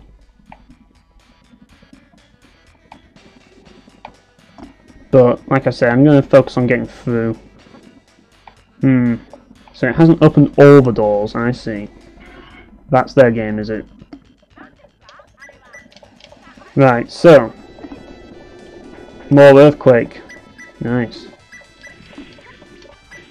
One thing I do like about this game over Tales of Phantasia is in Tales of Phantasia you have, because you don't have Suzu, like, all you have is Chester and Kless. They're the only characters who aren't mages. The others are all mages. And it's like, you just see nothing but spells and spells and spells all the time because there's so many freaking mages. Whereas in this game you actually have some frontline fighters, and Joshua can basically fill every role of a mage, so you don't have to worry about everyone being a mage. Because he can heal and he can use spells. Which is pretty nice. He's basically Mint and... what's the name? I've forgotten the name now. I can't even think now who the other one is. I know there's Clarth, he's the summoner guy. But I don't know, I've forgotten who the other one is. I can't remember her name. I have no idea why, but I just can't remember. Like, was it... I'm trying to remember. I know that Suzu's in another version. She isn't playable in the SNES version. But the other one, I forgot her name completely. Arch, that's it. How could I forget that? How could I forget her name's Arch? Yeah. But he's basically a combination of them. And the thing is, sure, he doesn't learn all the magic in the game, but I find that he learns all of the best magic anyways. So, it's all fine. Like, I'd never saw the point in getting Millie and Ronix in the party, let's put it that way. I'd rather have, like, melee fighters. I've always been more partial to like, having a few melee fighters.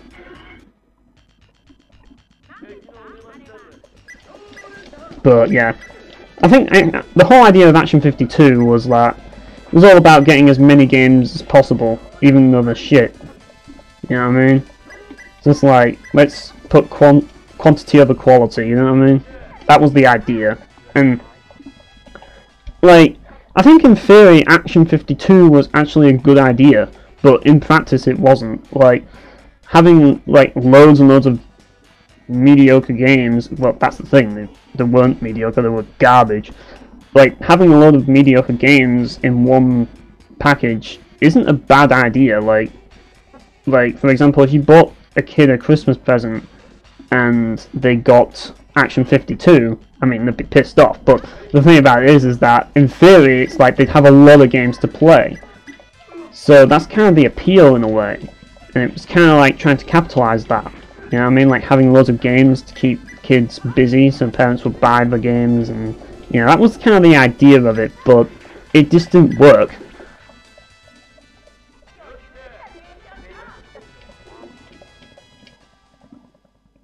And that probably didn't help either, but maybe that's what they were thinking. That's the only reason why I think of doing that. Right. I'm trying to find my way back to the door. I'm trying to backtrack here. But at the same time, I'm trying to remember where I was. Because I need to find this key card. And I know I need to go through one of those doors. And trying to backtrack here isn't easy. Right. Let's go this way. Up here. Oh shit, ambushed.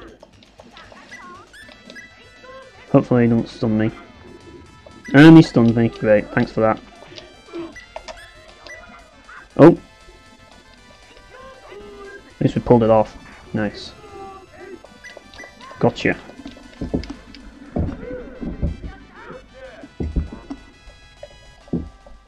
Like, you really like Sega consoles, don't you, Extreme? Well, I don't. So I'm afraid we don't have anything in common in that way, but the way I look at it is that if everybody was the same, we'd all be boring. Let's face it. I mean, like I say, Nintendo are pieces of shit now, so yeah, I have no loyalty to the company. But that doesn't mean I'm going to be a Sega fan anytime soon either. But I did like Nintendo back in the day. I mean, if it wasn't for some of the games that Nintendo owned, I probably wouldn't even be a gamer today. Like, I grew up with Nintendo, so in a way, you know, like, it's a big deal to me. But yeah, there's this door which still won't open. Maybe there's something up here.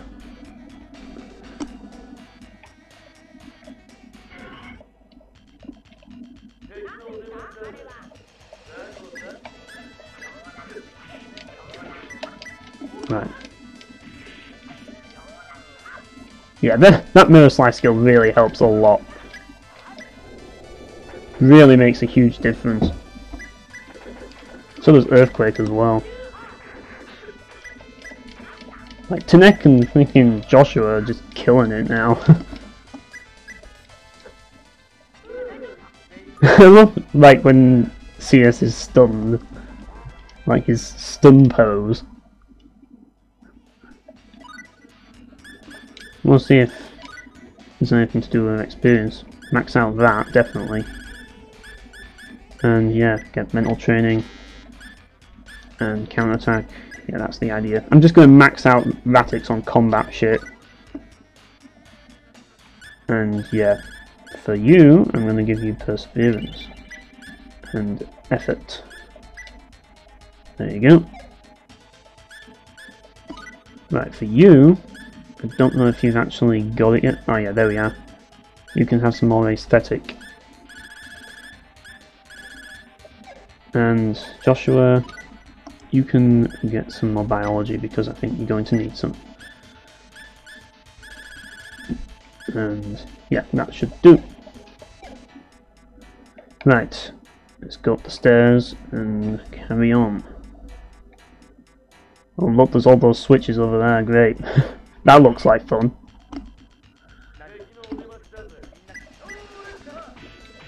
But yeah, like, trying to think of other garbage games that I know of. Ones that are widely accepted as garbage. As I say, I played Eternal Quest and I played Cool World, but aside from those two, like, I don't think I've played games that everybody considers garbage. I've played games that I consider garbage, like quite a lot of games, but a lot of people won't agree with me on that. Eternal Quest is worse than Bubsy. Right, I'm gonna go backwards definitely here. But yeah, the fact that he's healing his MP is very handy. That means he'll be able to use his broken attacks more often.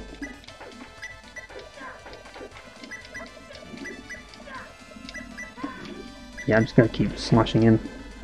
It's not. I want to save my MP for when I'm dealing with those like blue things. Alright, have fun playing FIFA 97. I actually don't have FIFA 97, but I do have FIFA International Soccer, which I'm assuming is the first one. I use that for when I'm playing import games on my SNES. That's its purpose in life.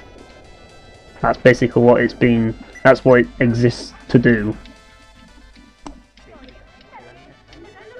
Like, if I wanted to play this game on my actual SNES, well, actually no, if I wanted to play this game on my actual SNES, I'd actually have to have a different card. You know, like how there's different prongs on the SNES carts? Like, some carts have like one prong, like it's just one prong on the chip, like where, you know, where it slots in. Some carts have two on each side and one in the middle. You have to have two on each side and one in the middle if you want to play this game, and any game that has that. Otherwise it just won't work. But yeah, I always found that weird. I never really understood why.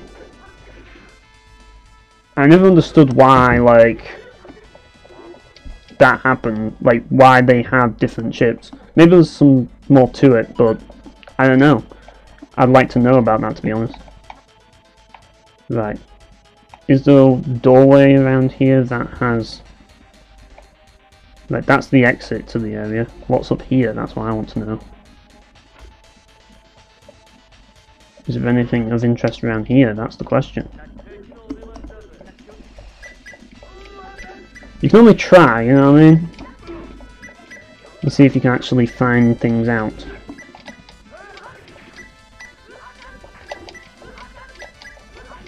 There we go. And this should kill him.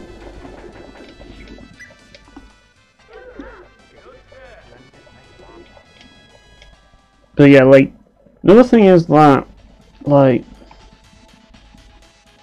I actually considered picking up Tales of Berseria, but then I realised that Tales of Berseria had De Nuvo on it, and I'm like, fuck, why De Nuvo?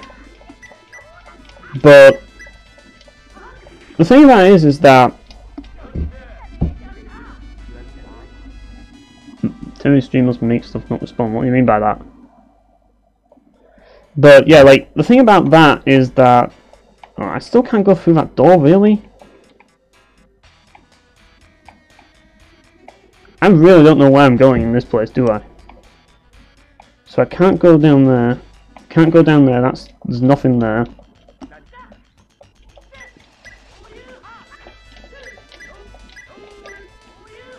Right, let's kill them with Dragon Maw at the very least. Alright, take care, Extreme.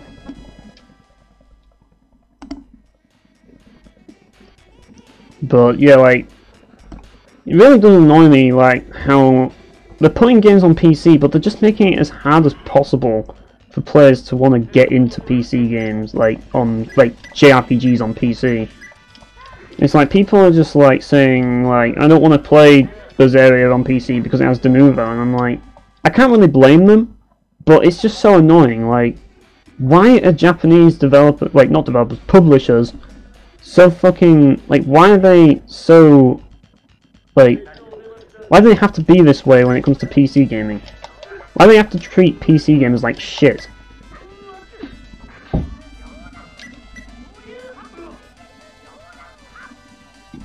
Yeah, like that's the thing. That's why I didn't want to buy Berseria originally. Like, I was more interested in Ys, and to be honest, I still am.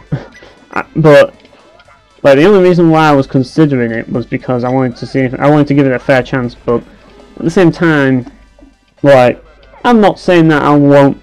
Let's put it this way: I'm not saying that I'm against playing it. It's just that how I play it might change.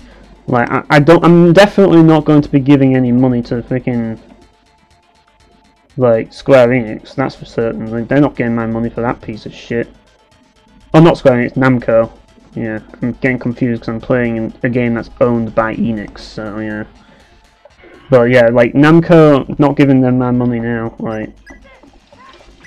I mean, this game exists because Namco screwed over Tri-Ace and screwed over Gotanda by forcibly changing his story. So yeah, that sums up Namco for you, doesn't it? But yeah, Ys is looking much better, and I'm more interested in Ys 9 than I ever will be in another Tales game. Oh yeah, I forgot about that box thing there. And yeah, that's the thing, like, Tales I think has just gotten old and dry, and yeah, like, but that's the thing, I think Tales is a good RPG just to fill in the gap, but I don't think it's, like, amazing like some people make it out to be. You know what I mean? Like, I don't mind them, but at the same time, like, they're not the be-all and end-all of JRPGs.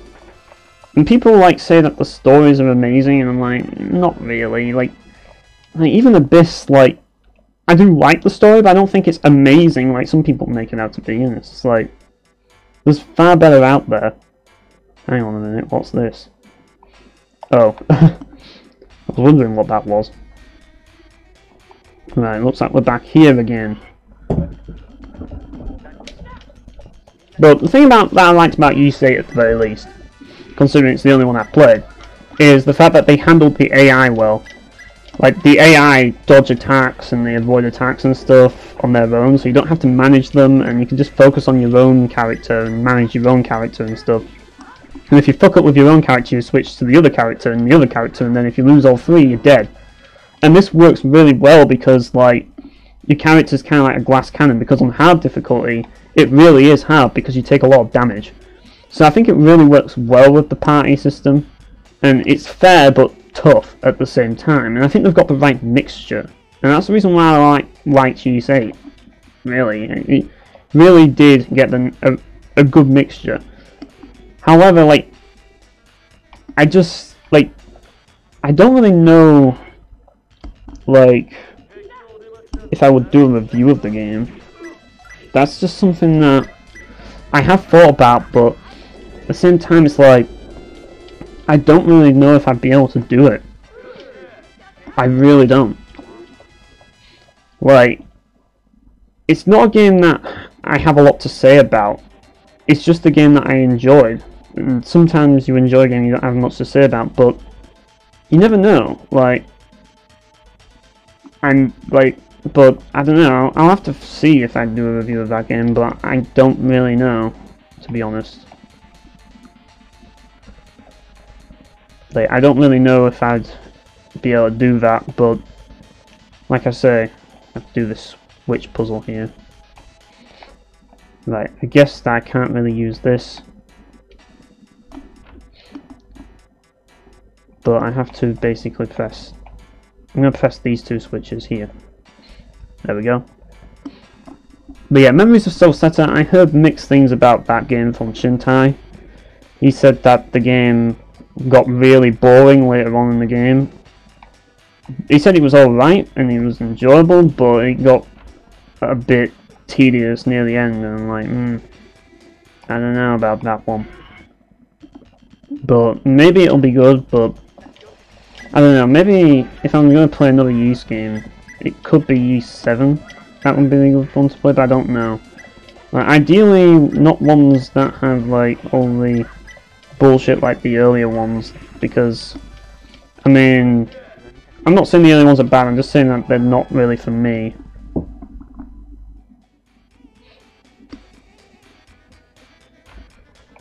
But yeah, like, I don't know.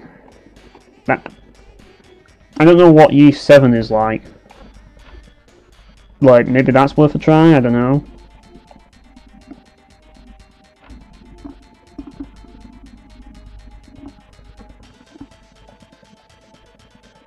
Like, because I might, as I say, I might play Memories of Celceta, but, like, as I say, I haven't played 7 yet, and I might play that one before I play Celceta.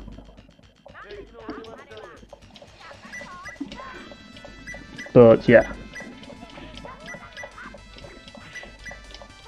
Ultimately, though, I don't think I'd enjoy the first Yeast game. I mean, I saw you play it, and I think those games were good for the time, but I think nowadays it's kind of like, especially with all of the like things that you have to, items that you have to find and shit, like, just, no, not my cup of tea.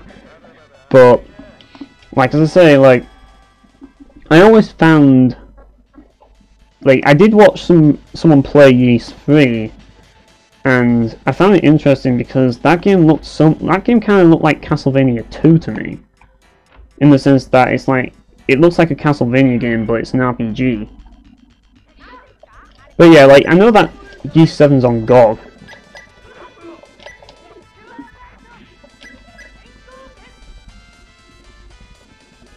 Oh, I wanted to get 2 in 1.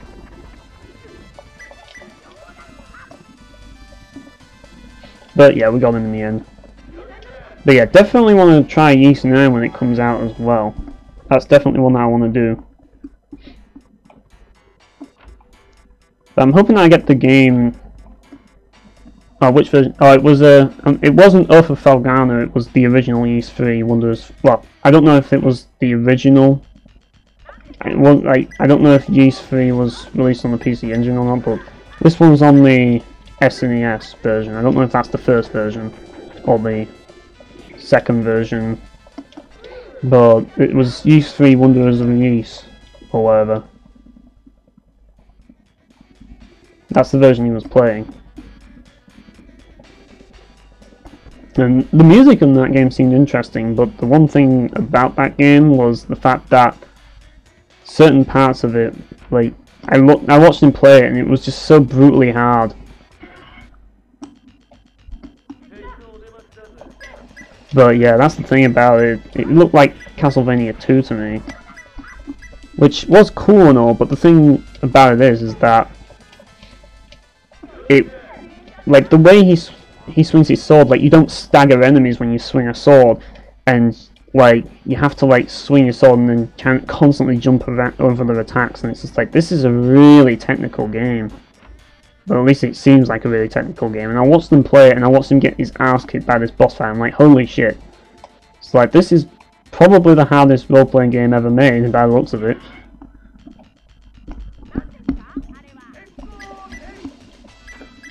But yeah, Remake of 3, top-down view.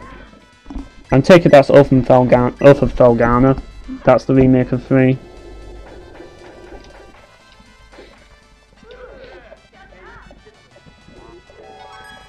Word of Death. But yeah, 3 did have an interesting soundtrack though. That's one thing I did like about it from what I saw. But yeah. Now I just need to find my way around this place.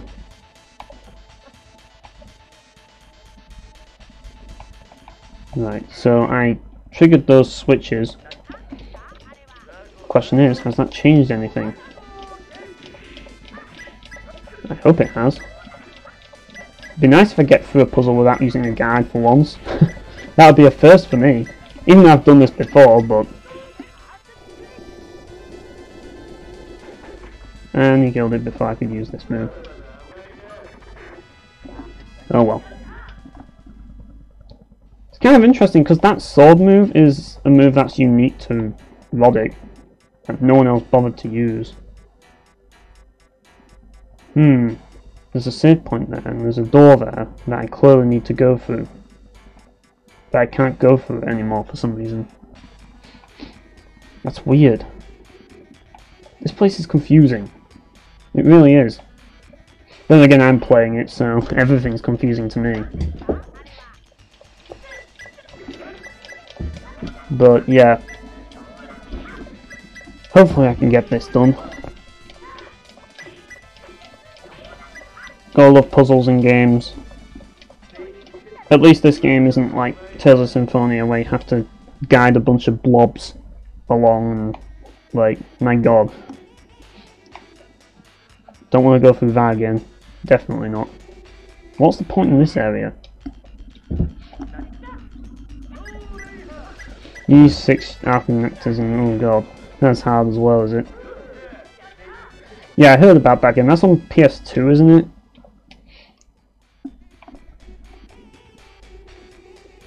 But yeah, like I think 7 would probably be best for me personally.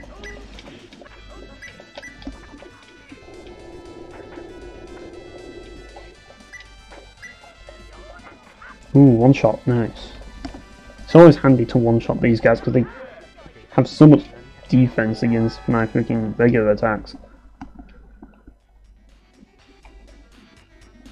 Yeah, the question is, what are those things and what's the significance to those things? That's the question. Oh, more of them, great.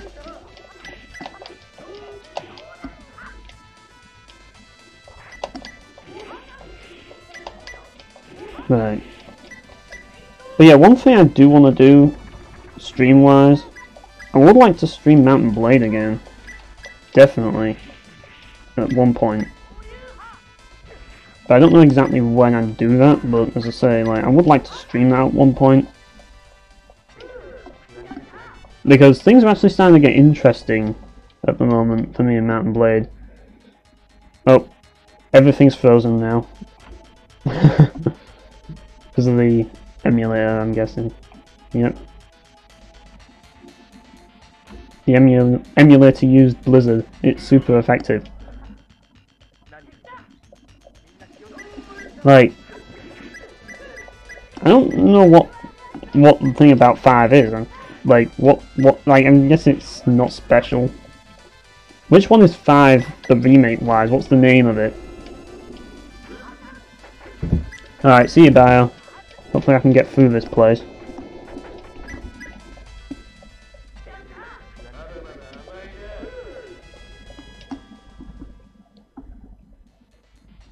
Right. Let's make sure I can get through it. That's basically the idea. Yeah. Get through this place as soon as possible.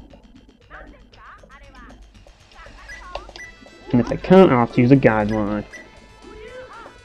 Don't want to have to succumb to a guide, but if I have to, then I guess I'll have to, so, yeah.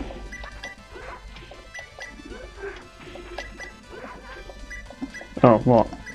Yeah, alright. So I've never got a remake, oh, I see.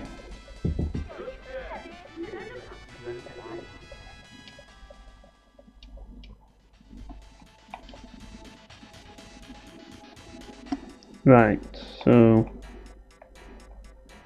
am I going the right way or the wrong way? That is the question.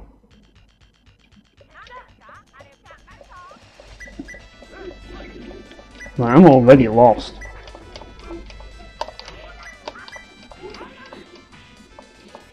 I have a feeling this dungeon won't be so simple, but, like, I guess it just goes to show how easy it is to get lost for me. I mean, you can clearly see why I'm not a big fan of puzzles in games. I mean, I can accept them in games like this because they are old, but in modern games, no, just don't put puzzles in your games, people, please.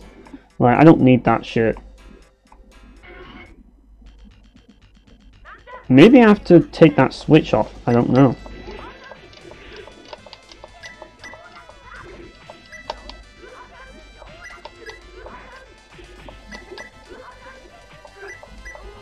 Yeah, actually that might actually be what I need to do. Take that switch off. And then when I take that switch off, that door will open and I'll access that save point. Yeah, I think that's what I have to do. Well, I hope it's what I have to do, because that's exactly what I'm planning. See, sometimes I can use my brain. Sometimes. But I'm just not very good at it.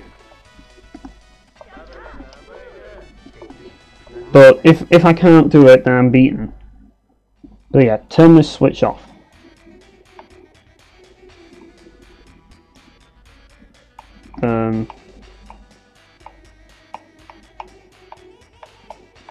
It won't even switch off anymore.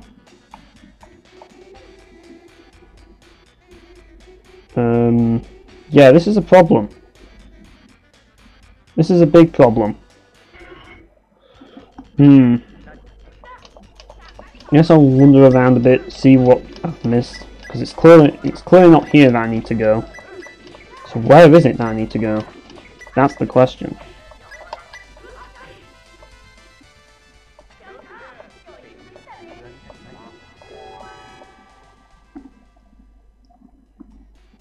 I mean, don't get me wrong, I like these old school games and all to some degree, but the puzzles drive me insane. They really do. I mean, a lot of people also complain about Star Ocean 5 having, like, no puzzles whatsoever, and I'm like, is that a problem? To me it isn't.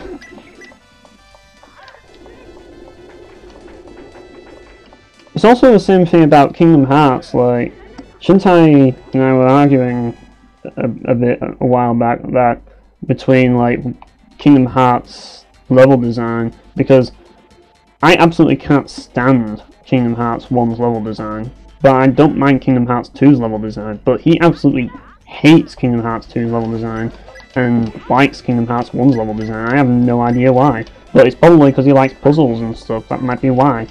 But I don't know if I'd consider it puzzly, I'd just say it's easy to get lost in Kingdom Hearts 1's levels. Like, it's very hard to know where you're going, whereas in Kingdom Hearts 2 it's very straightforward. But there's more problems than that about the level design in Kingdom Hearts 1. Like, one of the biggest issues of the level design in Kingdom Hearts 1 is the fact that where the enemies spawn, like, it's just annoying. Right, what's this? Question mark gem. I didn't even know there was a room here. Right, let's identify this gem then. Rock. It's just a rock. Oh well. All that for a rock. We went all the way there for a bloody rock. Seriously. And now I'm getting stunned by these enemies. So I can't use that flash thing. And I got stunned again. Thankfully, Tanek's on a roll.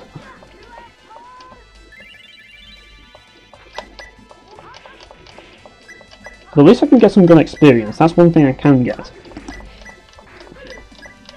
Just to think how much damage I'd be doing, like base damage wise, if I took off training for Gratix. But yeah, it's better for me to do it on Radix because, as I say, now he has those charms, he's pretty broken, so I might as well level him up like crazy. Right, I'm going to go down to the bottom again and see what's on that side. This might as well have been a blind playthrough. It might as well have been. Even though I've played this game before, I just don't remember it.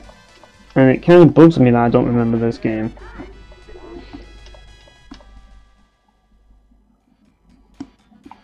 But yeah, hopefully I can find my way through.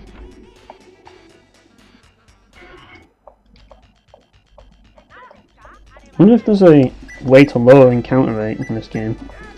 I forget.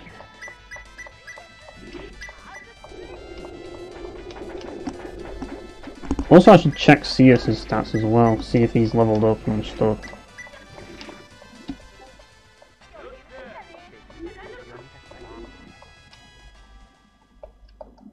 Because that's one thing I do like about this game, like, even if there is an annoying puzzle, you can always break things up by skilling up, you know what I mean? Like here, like, mineralogy's maxed out. And workmanship, you can max that out. Forging, you can max that out. That's maxed out. And now, let's get aesthetic. There we go. And mental training, there we go. So iron creation, let's go to see if he can smith some stuff now. Oh, hang on. Level 10 smithing, nice. Ooh, staff, nice. But I'm not going to smith that. Let's see if I can...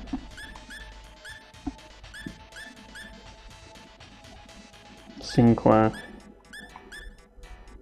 I guess I'll see if I can smith a Zweihander with Damascus, maybe. Claymore +1. Don't know if that's as good as the weapon I've got now, though. No, it isn't. But it is a stronger version of the Claymore. But the Astral Sword's just better at this point. But yeah, I'm not that bothered about that. Like, I just wanted to see what it would make. But at least now we can actually craft stuff. But yeah, in terms of crafting itself though, yeah, I'm not really too certain on that. And even her compounding isn't really that great. Yeah, I should really make biology books really, shouldn't I? Do I have any other books? I don't even know.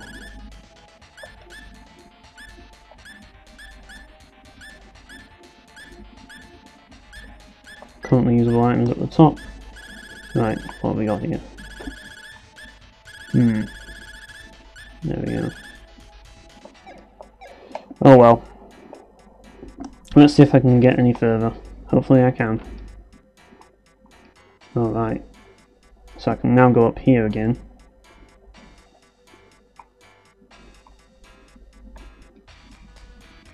Am I going the right way or... I don't even know anymore. See, I've said it before and I'll say it again, like, all these people who, like, hate on backseat gamers and stuff, like, because, I mean, I kind of get that people don't want spoilers, but it's like, really, I wouldn't be against people backseating me at this point and telling me what to do if I need, like, especially considering the fact that I clearly need help, you know what I mean? But unfortunately, not many people know this game, and I don't really know this game too well. So yeah, and that's mainly because it's Japanese exclusive, and the PSP version is completely different. Like all the dungeons in the PSP version are different. I'm a backseat gamer here. Alright. Well, I'm not. I mean, it's fine to hate backseat gamers, but I don't mind people backseating me personally. It's like I just don't know why people, like, I don't know myself why people aren't against backseating personally, but to me, I'm just like, just backseat me and get me through it, because it would make my life a lot easier.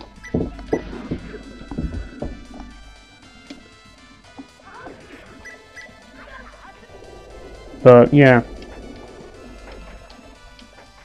The way I see it, though, as I say, personally, is, at least from the way I look at it, and the reason why I accept it, is because I don't want people getting pissed off that I'm not making any progress. Because, you know, I mean, like, I don't want people to get fed up of it, you know what I mean? Right, so, I still can't do anything with that. 3 minutes before I do something, people are already telling them how to do it, right? But at the same time, it's kind of like, I look at it from a different perspective and think, well, they're trying to help, you know what I mean? As long as they're not demanding that you do something, that's where I can kind of understand it, but I don't know. I think if it's a blind thing, I can kind of understand that, but, like, I don't have a problem if you've already played a game. I don't really see an issue, like, if you forget something, personally, but... yeah.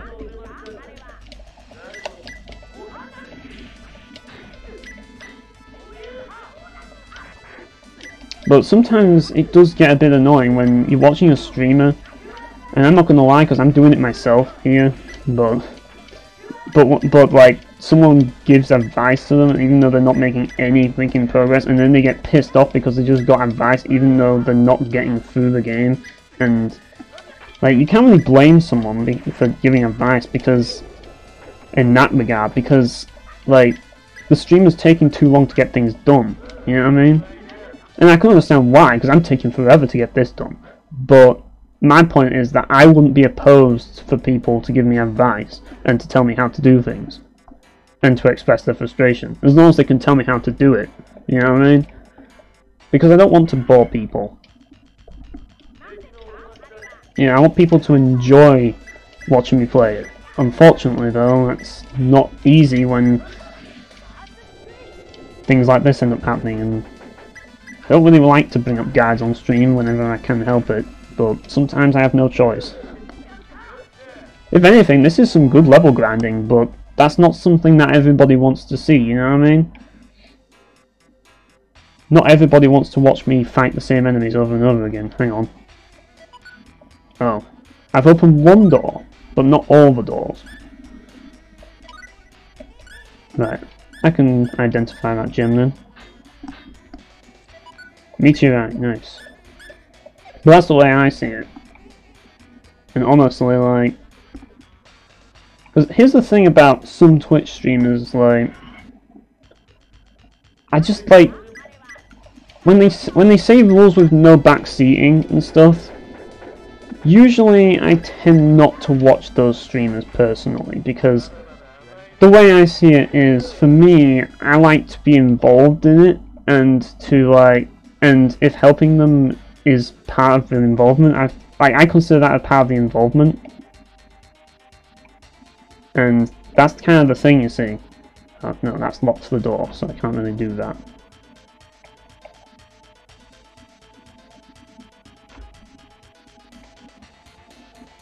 Right, let's see if that lock changes anything.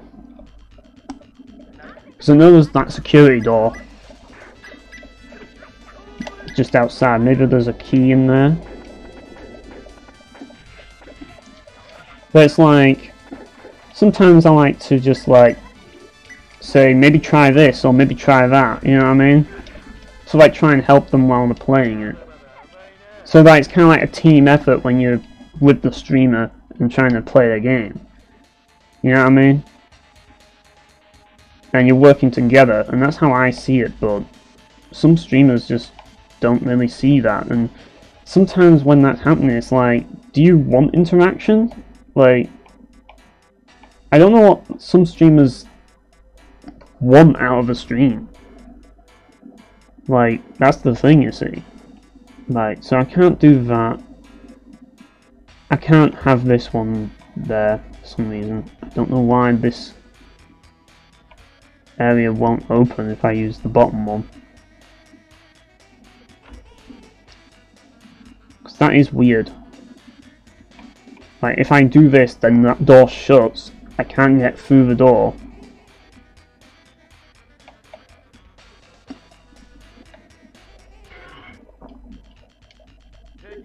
And then into another random encounter. Great. Let's try and end it as quickly as possible. I missed that because he attacked. Oh well.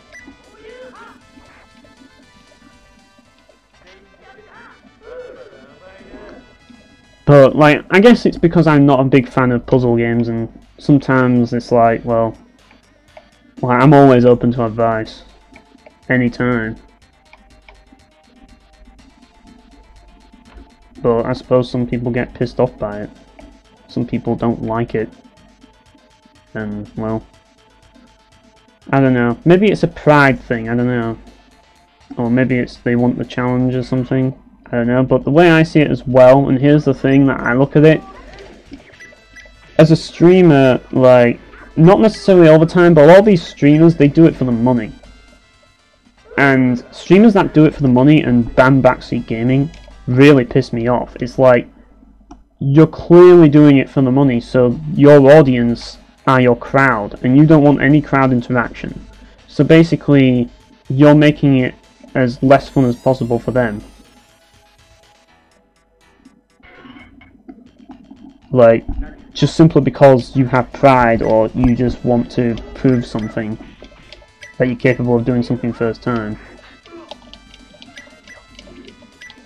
But it's like, and the thing about it is it's like there's no real fine line. It's like it makes you afraid to help streamers when they're doing things because you might get banned for that. You know what I mean? And that's the thing. It's just like it's hard to tell what's the difference between backseat gaming and just helping out. And sometimes you want to help out unintentionally. Like I can understand if they come across as a dick or try to tell you, it's like do this now. You know what I mean? But like what I don't understand is that like, oh, hang on a minute. That might have done something. Like, what I don't understand is, like, how people can get so pissed off about, like, just trying to help, you know what I mean? And, like, I don't know, it just bothers me, personally. Like, how, like, it's not that people have ill intentions, but, you know, they don't want to get banned so they don't feel like they can help out, you know what I mean? That's the problem. The way I look at it is, personally, the fewer the rules, the more comfortable I am, really. Oh, another security card? Nice. Ah, I see now. This makes perfect sense. This makes sense now.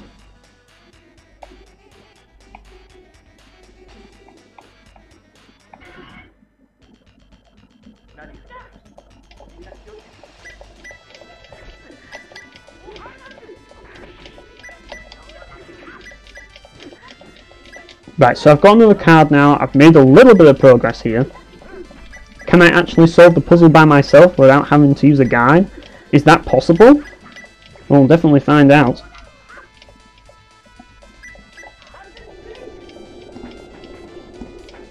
Yep, and it's dead. Hey KJ Gamer, how's it going? I'm trying to make some progress this time around, and hopefully I can actually solve this puzzle without ever having to use a guide. You might actually see this the first time I ever solve a puzzle without using a guide, so this is a momentous occasion if you think about it, considering how shitty I am when it comes to doing puzzles. Right, so there's this door here. I don't think I've gone through all the doors at the top here. I probably should go back and unlock them all. That way I can make sure I've got everything from inside the doors. But yeah, like, once we get through here, there's going to be a big revelation. But I want to actually get through this dungeon. In any case, what have you been up to, KJ Gamer? Have you been up to playing Kingdom Hearts or Resident Evil 2 like everybody else, or have you been doing something else? Like your own thing?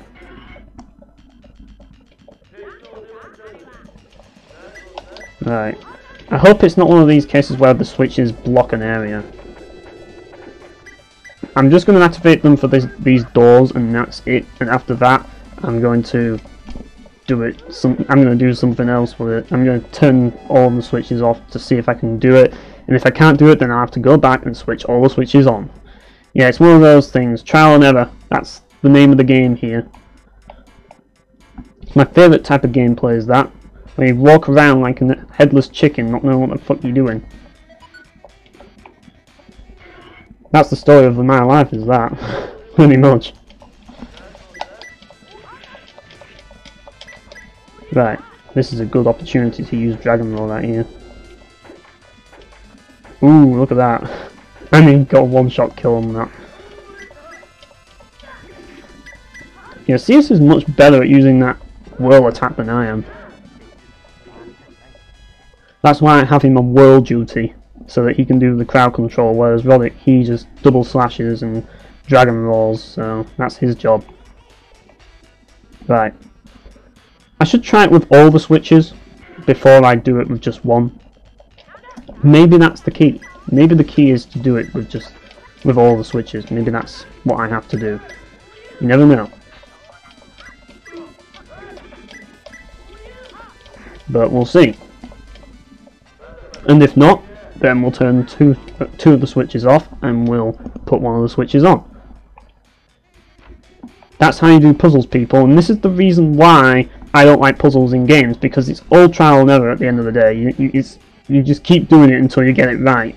Either that, or it's super obscure, and then you never get through the game because you're just stuck forever. You know what I mean? It's one or the other, and that's why I think a lot of games have moved away from puzzle design, and why a lot of people are pissed off with level design in some games. Because there's no puzzles, and there's a good reason why there's no puzzles. Unless you want to play a dedicated puzzle game, which I can understand there's people who like it. Go play something like Portal then, because that's a dedicated puzzle game, which it's going to cater to you. And you should play games that cater to you. But I also want a game that caters to me, and a game that caters to me doesn't have puzzles. I mean, I'm not saying that games that cater to multiple audiences is wrong, but having games that cater to like having games that focus on a specific audience is always important. And I do believe that certain games, as I say, they can't, a lot of games don't do that, but are still good games. So I don't say that completely. It's like Mountain Blade has a lot of things to offer for different audiences, because it has a bit of everything. And that's the thing I like about it. But then again, you have Painkiller, which caters specifically to my taste, you know what I mean? So sometimes you need those focused games.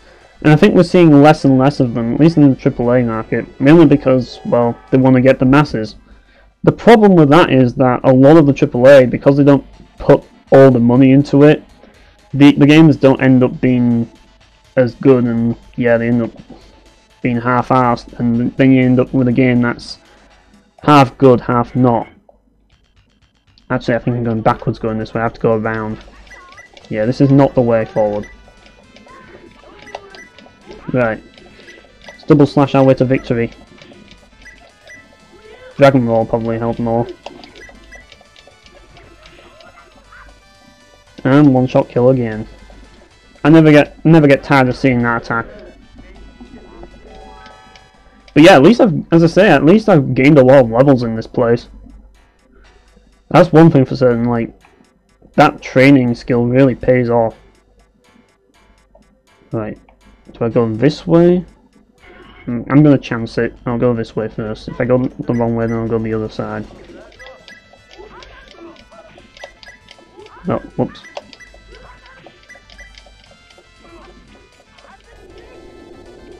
And he should be dead. Yeah, those guys aren't they're not too tough.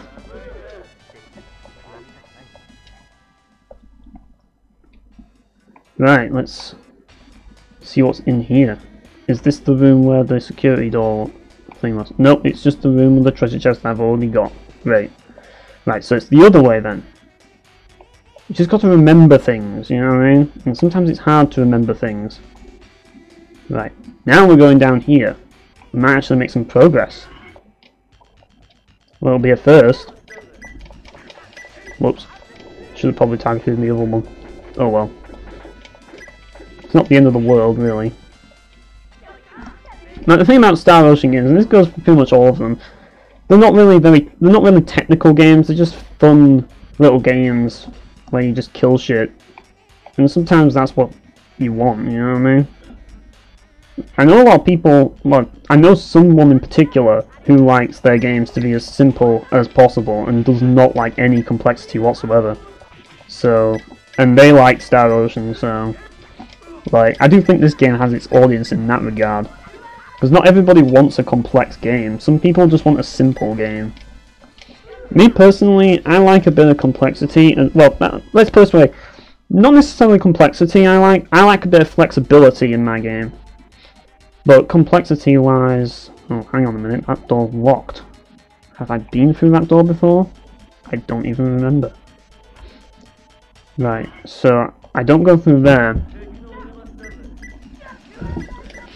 Well, if you like your action games to be simple, Balls and Nerve, then you definitely shouldn't play God Hand, because that's very complicated. Just let me kill shit, yeah. That's one of the issues that I have with Dynasty Warriors 3. It's like, just let me kill shit. Don't have all this time limit bullshit where I have to defend this area before the time runs out, or kill this guy before the time runs out. Like, that's just annoying. Like, it's the conditions that annoy me in those games. I do want to get into Muso games though, I do want to, but they're just so overpriced. Like, the only one I have is Dynasty Warriors 3, and I have played a demo, well not a demo, I played the free version of Dynasty Warriors 8 Empires, which is kind of, there's a free version of that on the PlayStation Store, so I downloaded it to try it. And it's not bad. Not half as frustrating as Dynasty Warriors 3, like my god. That game is just an ordeal. And it's like, I want to like it, but I just can't, you know what I mean? I just wanted a chill hack and like beat 'em up where I could just whack things to death. Not all this conditions and stuff. But yeah, in terms of games that just let you kill shit, that's basically Castlevania Curse of Darkness, really. That game's not too difficult. Very simple, very straightforward. Yeah, it has some depth to it, but it's also pretty simple. The combat mechanics aren't the most complicated thing ever. Let's put it that way. Hopefully I'm not running around in circles here. Maybe I have to get back to the entrance. Maybe that's what I need to do. But I don't know for sure. Right, that's that way. What's down here? But yeah, like, I agree with you on that, like, for the most part.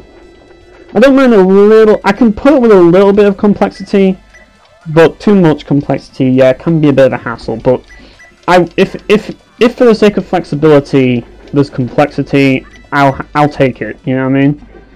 I mean, it's like, here's the thing about God Hand. God Hand is really frustrating, and I have a hard time getting into it myself because it's so complicated. But at the same time, I do respect it because it is trying to be the most flexible beat 'em up ever. But it's just not my thing, you know what I mean? And I realise that. And I really want to like that game as well, but there's just so many annoying things about it. But the game does get a lot less of a hassle later on, I find. Once you get used to the mechanics, but still, like, the controls are the things that are the most annoying part of that game, because you're literally wrestling with the controller when you play God Hand, because it has tank controls which do not meld well in a beat 'em up at all. And yeah, that's kind of annoying to me. I have to turn around just to target. Oh, I keep fucking that up all the time. Like, I have to turn around just to target an enemy all the time. Yeah, I just want a lock-on system, and the game doesn't have it, and that's the killer. That is ultimately the killer. Now, there's a button that allows you to turn backwards, but not change lock-on. If they had a button that allows you to change lock-on, I think a lot of problems would be averted in that game, but nope. I'm probably going to do some skilling up after this.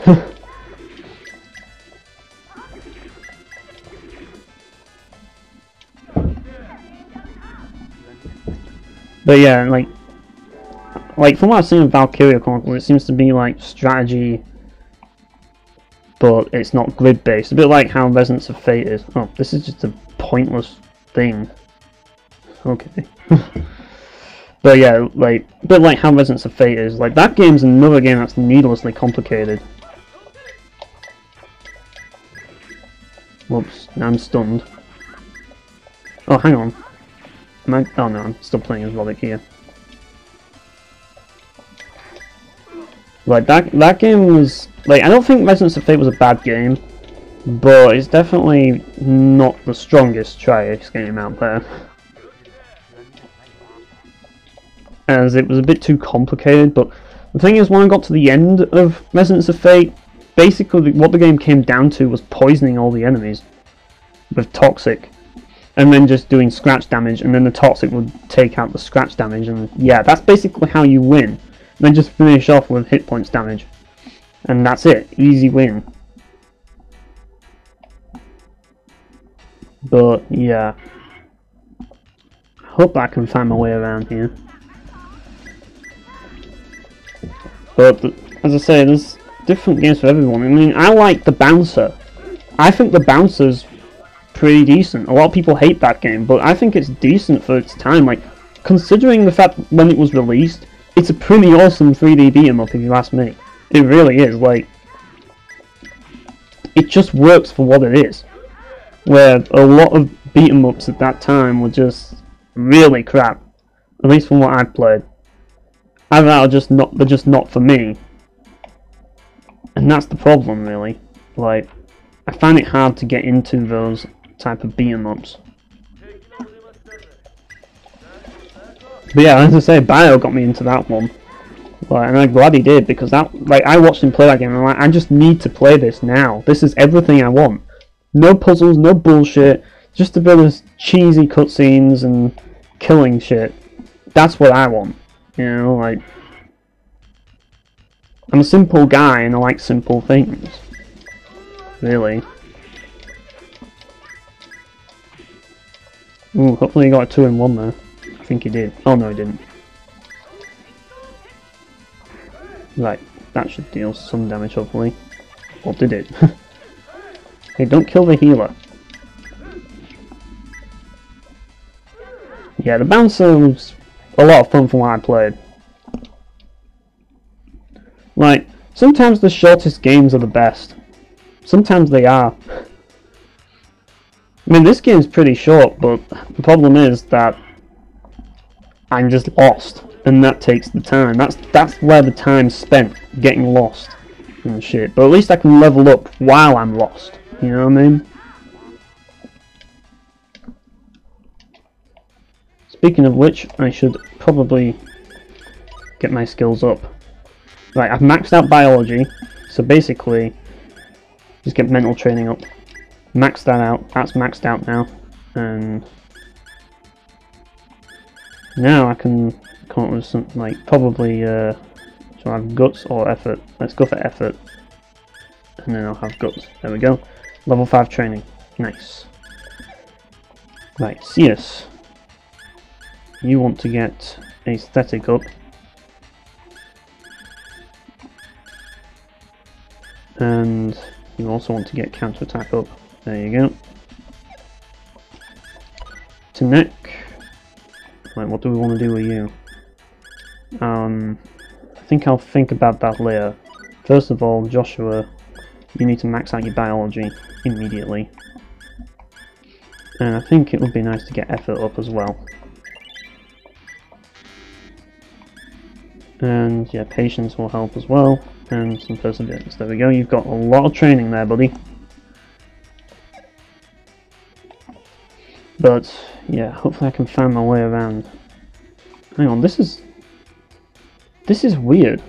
Now that's not there anymore. What the hell? When did I turn that back?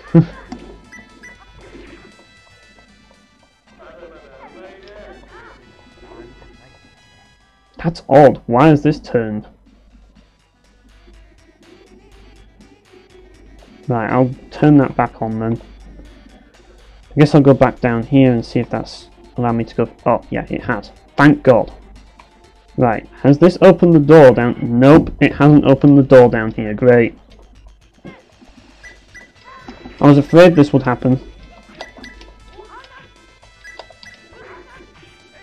Now I have to retrace my steps back to that room. Because I know that's the way I need to go. I have a feeling. But I'll check to see if there's anything that can open the door. Thankfully, Air Slash killed it very quickly.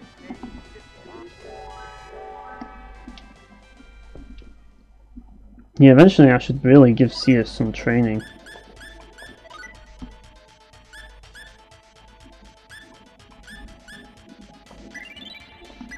Yeah, his metallurgy has gone up.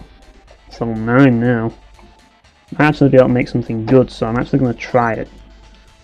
But first I'm going to save state just in case I waste something. Right, let's go into item creation and make something with his crafting. Let's use the sapphire, let's see what we can get. Question mark jewellery. My favourite kind of jewellery right there. Unfortunately, can't figure out what it is. You made it, buddy!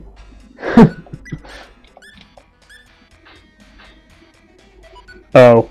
Yep, let's just reload. Yeah, he's still pretty shit at making accessories. Oh well. I'll max him out in that eventually. But yeah, I apparently can't get through there. Kinda sucks. Oh well. Looks like I'm gonna have to backtrack a little bit. But at least I know that I need to keep that open so I can keep this door open. So I'm making progress slowly. And this is the reason why I hate puzzles, because it's always slow. Just get me through it so I don't have to waste everybody's time getting through this place. You see what I mean? Right, so what's down here? Is this back to the... Yep, empty area. Why does that exist? I have no idea.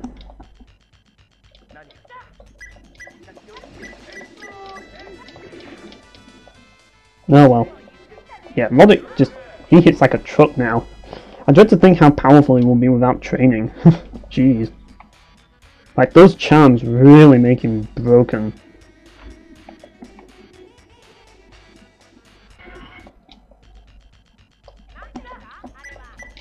Like, say goodbye to your life.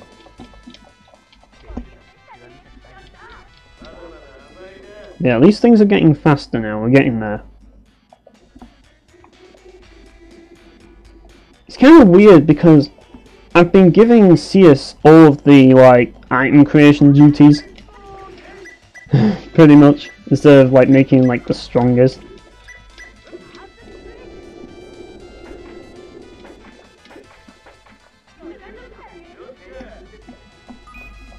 But yeah, Tanek's got like 4k health now, which is pretty... That's a big deal, like, I'm really starting to level up here. Really, I should be giving him some skills. What does this do? Technology. Don't know what that does. Whistling. Sketching. I could give him this. But I don't really remember what that does. So, yeah, animal training. I think that allows you to bring up a shop at any time, which is pretty nice.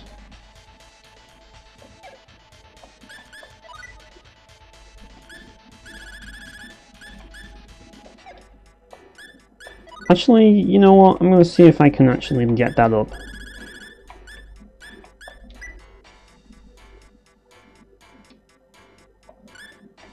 Yeah.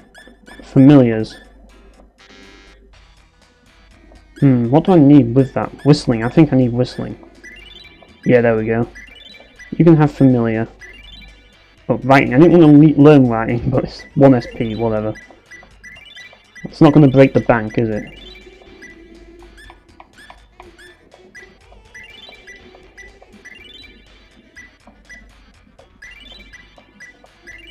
There we go. Whatever, we'll max it out, why not? And... oh no, I don't... that's a specialty. So you go to special, and you go to familiar, and you say call a pigeon. And now I can buy items. I didn't know I could buy... Right, so, yeah, we have spectacles here. Oh, hang on a minute. So yeah, what am I doing here? Right, okay, I can buy some of this. I can buy some spectacles as well. And call pigeon. And then he can go get them for me. Which is nice. Do I go up here? I guess so. Welcome to the wonderful world of confusion. Like, I've forgotten his name now, like that Conan O'Brien. Like, forget Conan O'Brien, he's not the real confused gamer. I'm the confused gamer. This should probably, like, clueless gamer. That should be what I should be called, not him. Like, I'm probably the most clueless gamer on the face of the earth. Not Conan O'Brien, or whatever he's called. Because this is basically me getting lost in a game, which is just every single game ever.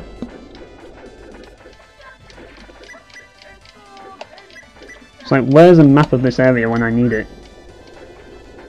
Like, this is back when minimaps were not a thing. And in a way, like, maps are really handy because you can remember the layout. But back in the day, you didn't have them. Right, I guess I'll go this way first and see what's up here. Maybe there's nothing of value up here, I don't know. I'm just trying to remember. What is over here. And he got hit by a giant rock.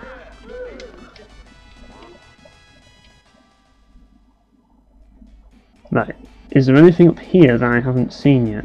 That's not the room. Yeah, basically I've wasted my time.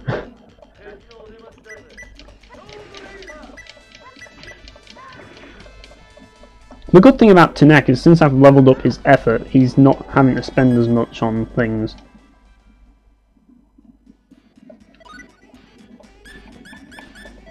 Don't know if Thunderstorm is any good, to be honest.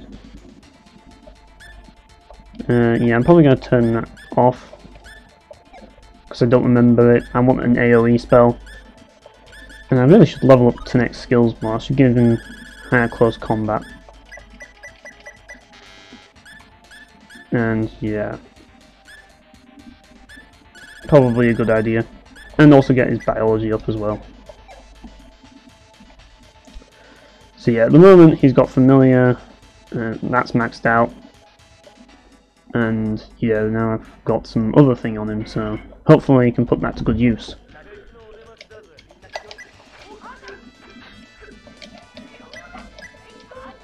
Right, hopefully nothing hits me while I do this. Oh, right, he killed it. Good. Saved me a lot of hassle. Right, let's see if I can get through now.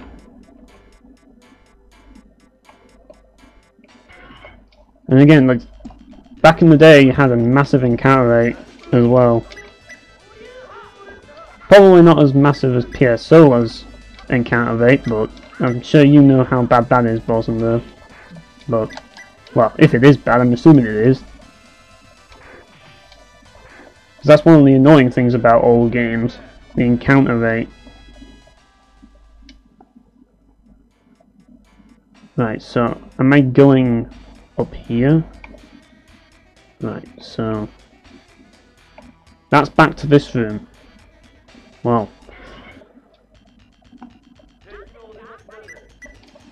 should I deactivate something? Maybe I should. Maybe that's what I need to do. Deactivate the top two buttons to activate the other one. PS Solar, your favourite game of all time. Well, actually no, it's a toss-up between PS Solar and Xenosaga 2 for you, isn't it?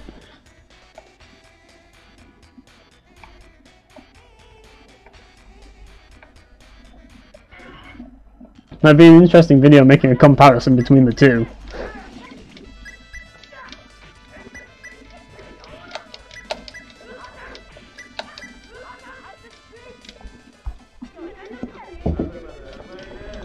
But yeah. Maybe one of these days I'll try Xenosaga, you never know.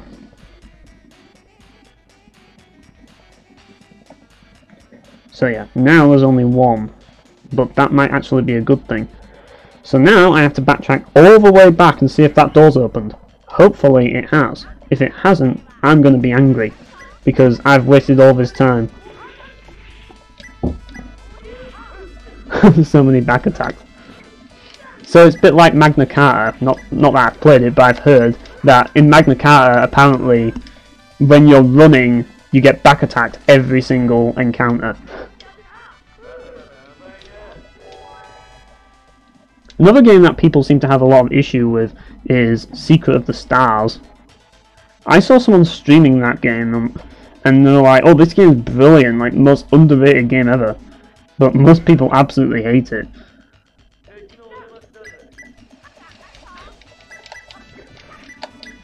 Like, when I first saw Secret of the Stars, I thought it was a Seiken Densetsu game.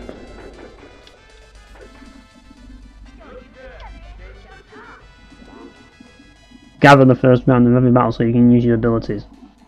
Yeah, Secret of the Stars. Are you talking about Xenosaga 2 there? Because I know you have to, like, stock up in like, Xenosaga 2. Speaking of back attacks...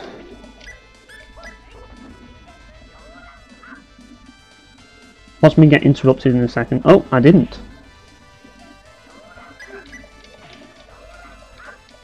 Jesus. Just look at how powerful Nick is. Like, he really kicks ass in this game.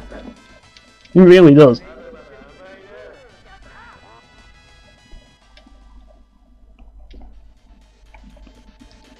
Right.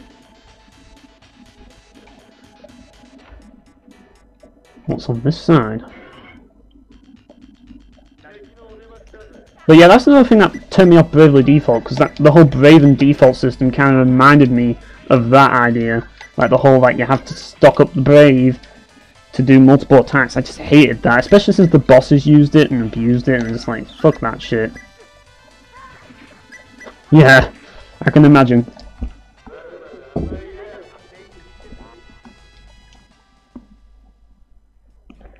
Maybe stocking up is not a good idea in turn-based RPGs.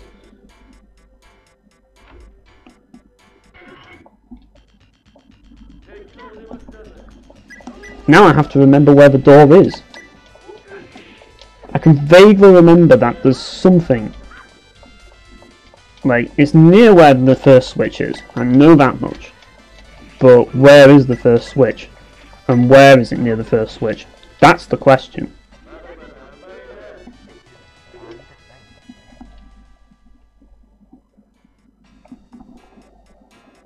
But yeah, like, Xenosaga has always been something that I've been interested in. I've heard a lot of mixed response. Like, people have had very mixed views on it, from what I've seen. Please say something. Oh, really? So I've just wasted all my time? Great.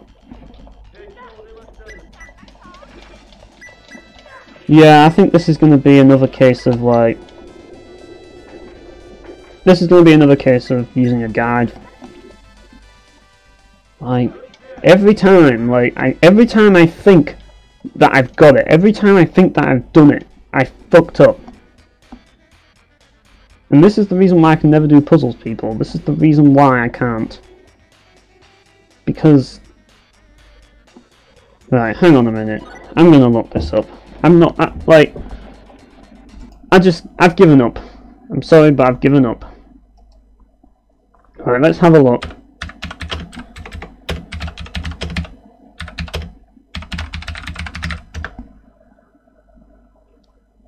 I get to go on my favourite site, Game FAQs. The site where everybody moans about everything and gets into arguments all the time. Gotta love it. Plus there's ads everywhere, so everything is slow.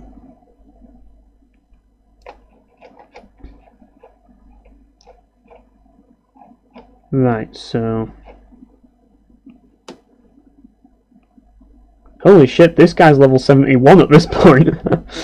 Like, seriously.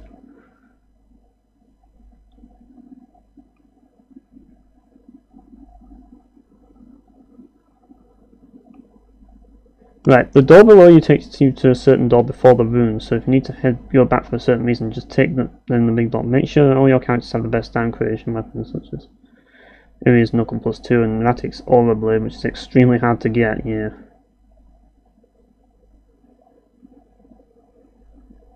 Right.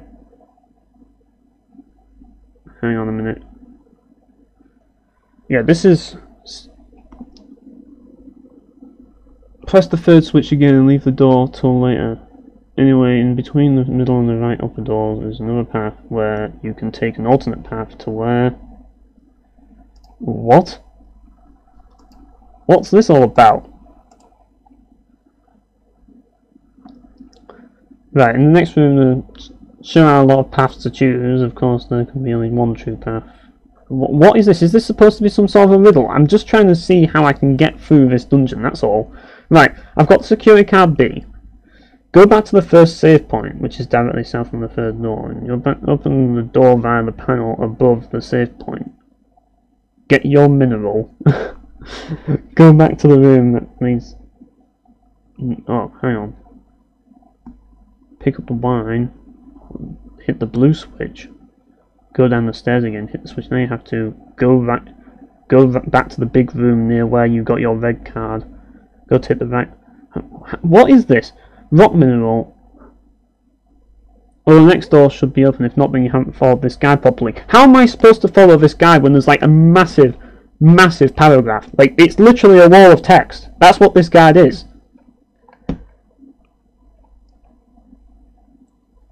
Right, and there's another puzzle here at the end.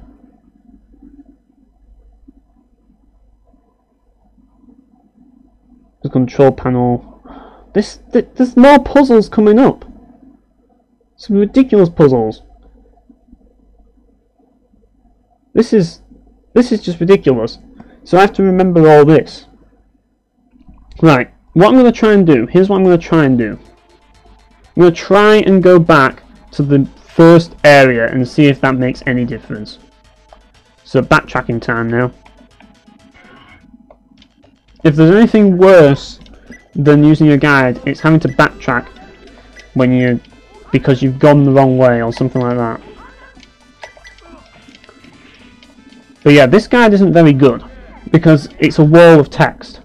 Oh, hang on a minute, something's gone off here. Right, that's what it is. Right, let's head back to the entrance. I failed to do it. But what's new? Like, everyone's going to be so disappointed in me. Like, Biophoenix is going to be really disappointed in me now because I failed to do it and I needed to use a guide. And then I couldn't even figure out the guide, so yeah. It's a bit sad, but what can you do? Like, it's desperation now. That's what it's come down to. I'm just desperate to get through this. And even then, I don't even know what's going on with the guide at all.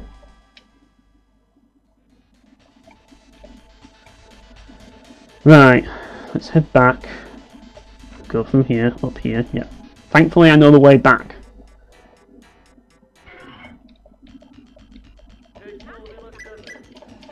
Right. / our way to victory.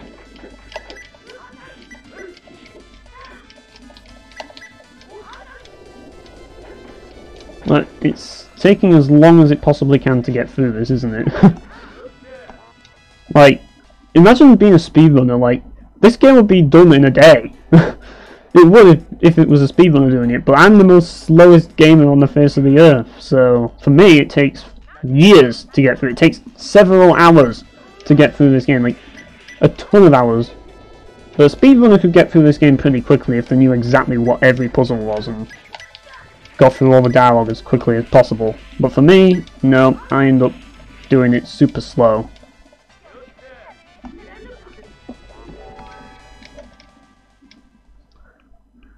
Right, I'm going to go back down the middle, because this is where the entrance is, well, it should be.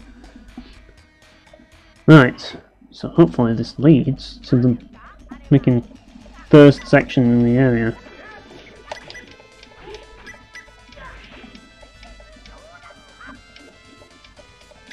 Like, that guide, I just don't know how anyone can understand that guide, it's just foreign to me.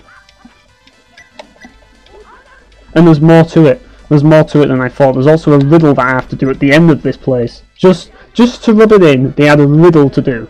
So I wouldn't have been able to do it regardless, like, because of this riddle. So, yeah. Right, so this is not the entrance. The entrance goes all the way back up here. Right, we'll go up here this time. Right, so this is where we're going back. Maybe I can check if that other door's open. Through the riddle in the guide. Yes, they did! There's a riddle involved. You have to solve a riddle to get through that guide, apparently. You need a strategy guide to read the strategy guide. I know, right? Oh, hang on a minute. What's this door? The door that I never thought to open. This better be important. Wine. Well, at least Sears won't be sober, so that's something, because you don't want Sears to get sober. I mean, he gets really angry when he's sober. Well, everybody in this game gets very angry when they're sober, pretty much. This is one of those games where everybody likes their booze, you know what I mean? The only people who don't are Joshua and Marvel, apparently, and Ronix. They're the only people who apparently don't drink. Everybody else does. Even if they didn't intend to drink, they drink anyways. Oh great, we're ambushed by these twats again.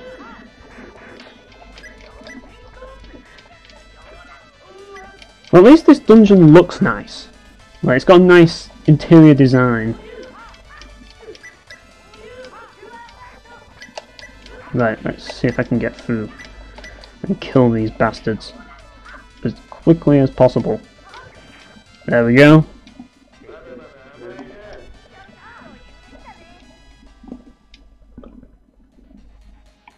Right, down we go. This time we're going down, not up.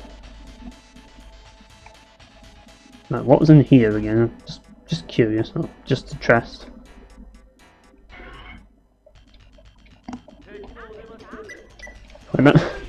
I just remembered, I don't know why, but I just remembered that quest in 2 Worlds 2 where there's this quartermaster and he gives you a quest to find a chest. And then you're like, do you mean a treasure chest? And he's like, no, I want you to find a chest. And then you go there, and then there's this treasure chest that's hopping around. And then you have to follow the treasure chest. And eventually you get there and... No, I think I've gone backwards, haven't I? Yeah, I've gone backwards like an idiot. And then when you get to the end, like, the treasure chest is like, oh, I want you to feel sorry for me because bad things happened to me and I want you to get revenge on the pirates. So you do. And, yeah, and then you get a reward for doing that shit. Right, so that's where those items were. Right, so I go this way. And yeah, I forgot about that box where there's a collision thing there. So I can't actually move through the box even though it's supposed to be underneath me. It's actually not. Ah, I thought it was going to stagger me there, but it didn't, thankfully. But, well, actually I think it did. Barely. Right, let's end this quickly. Yeah, it seems that when you stun them, they start to take a lot more damage. I don't know, but that's how it seems.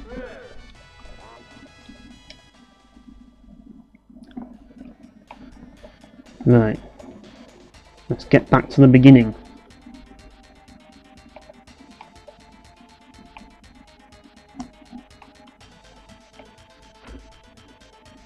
Right, so there's that.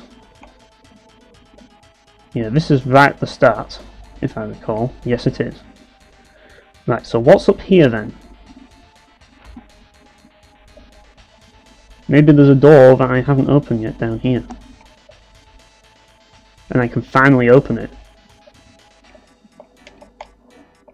There's a blue door there. There's a blue keycard thing there. But how do I get to it? That's the question.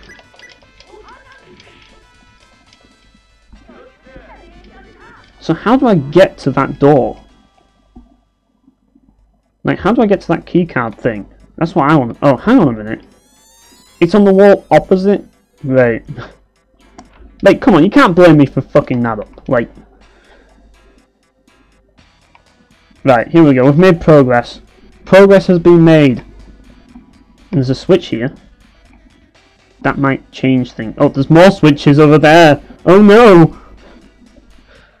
Right, hopefully that's opened the door that's on the other side of this dungeon. That we have to go. And go through, and yeah, that sounds like fun, doesn't it? But at least we've made progress. And honestly, I think I've made more progress than the guide has guided me through. And I'm glad I actually used my own brain than used the guide, because I think this would have taken longer. A lot longer if I used that guide, honestly. I do think it would, but granted the guide did tell me to go back to the start, and I did, and it paid off. So I'll give the guide something. It did help, but it also confused me even more. And that's the problem with guides, you see. This is the problem with game FAQs. People try to overcomplicate everything in the guide. And I don't know why, but they just do. It's like, how hard is it to do paragraphs, people? Like, why does it have to be a massive wall of text? That's not helpful. Do you know what is helpful?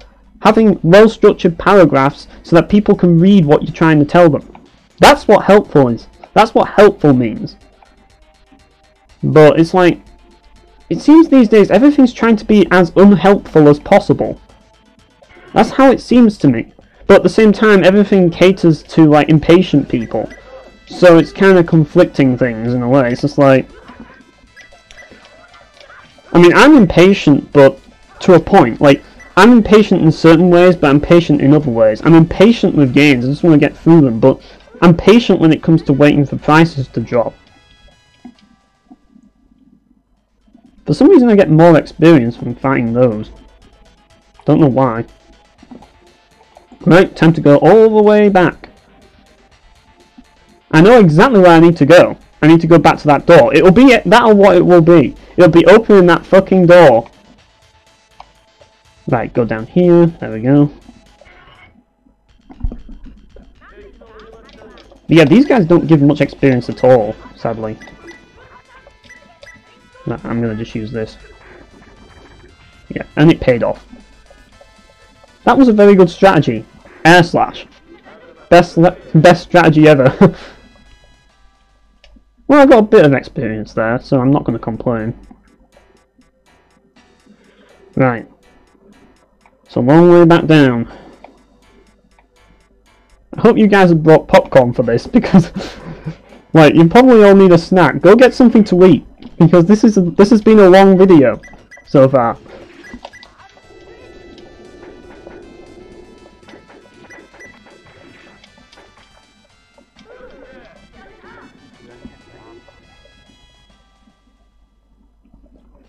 But yeah, it's not that switch. I know it's not that switch. Right, let's go through here and down the stairs of doom to where the confusing part of the game comes. And I'm like, where the hell is everything? Okay, Dragon Lore it is then. Or not. You can use this move instead, I guess. And I completely missed with it. That was useful. Well, I can safely say that today's stream has been better than last time's stream. Actually, I should cover what exactly went on in last time's stream, just to fill things in. But most of you guys were probably there, but some of you weren't. To those of you who weren't there, basically what you missed is, as I say, I showed basically me getting to neck in the arena and stuff. I skipped most of the arena fights because most of it was me getting killed, but I did show me getting killed, so you can't really say that I was trying to avoid embarrassment, you know what I mean? Trying to avoid humiliation by getting stoned all the time. I did show that, but I just cut it all out because it's just getting through the Colosseum battles. I don't think people wanted to see me fight against weak enemies. But at the same time, what I was also doing is I was trying to basically, as I say, I went through the abandoned mine, which I also showed, but the rest of it was basically me trying to figure out what the fuck to do.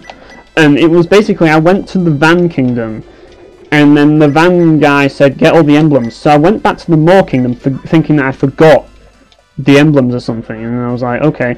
And I ended up going to the Astral Kingdom, when I got the emblem from that, but that was ages ago, so I did show getting the emblem there. But what I didn't do is, like, what I did after getting the emblem, as I say, I went to the Van Kingdom guy, and then I went to talk to the other dude. Like, I went back to the Moor Kingdom, and then I went back to the Purgatorium to go through the Purgatorium, so because I thought that I could go through the Purgatorium, so I ran around there for like several minutes, only to figure out that I didn't need to go there. So I went back to the king in Van, and he said that, oh no, I still need that emblem. Then I looked up a guide, and I realised, hang on a minute, I actually have to go to Silverham.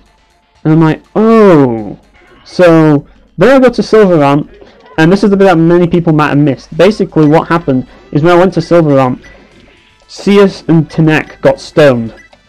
No, not in that way. They didn't get high on weed. Don't worry about that. They just got turned into a rock.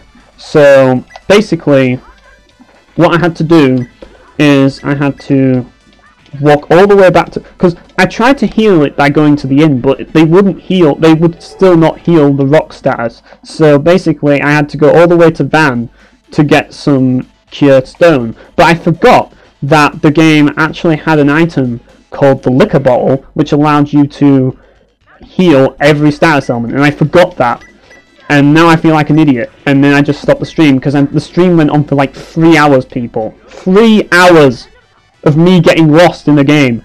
I don't think you want to see that. And yeah, it's one thing me getting lost in a dungeon, but this wasn't something that you would normally get lost in unless you were me. Finally! Finally! We've opened the goddamn door! Right, let's save the game. We've got a riddle coming up, so we better be ready for a riddle. No, it's not riddle this time, it's an actual riddle. Well, at least we're on full health, so I'm going to save. I'm going to save state, because that's what you do. You save state in this game. And we're going to fight a boss. Oh, I'm pressing the escape key on my freaking keyboard, thinking that I'm actually playing something else. There are words engraved here. Here we go. Riddle time. Consider the 4 sentences passed down through royal blood as Twere knights, armour clad. Remove the 4 helmets and arrange them in their correct order. Thy result shall be the key to opening the portal. What the fuck?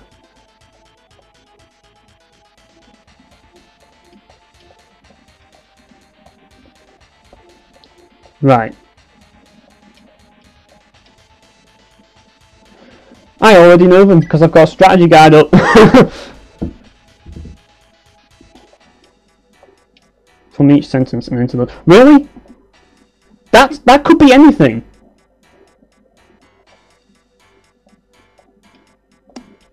Right. Remove 4 helmets. It also says arrange 3 helmets in their correct order, so we'll have to rearrange the letters. I guess it's here that we have to do it. Enter the 4 letters. I'm going to use a guide because I don't want to waste everybody's time. Right, let's have a look here. Anyways, choose 4 and input U as 1, T as 2, R as 3. I'm going to write this down. Yes, I have a notepad right next to me, thankfully. Right, so choose 4.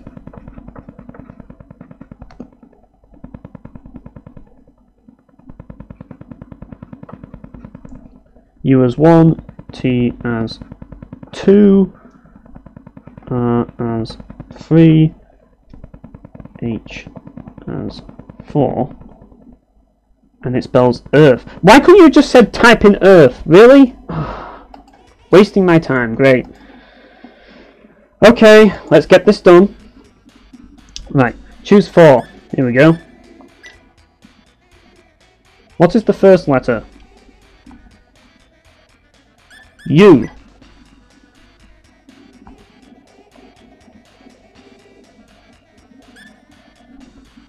T.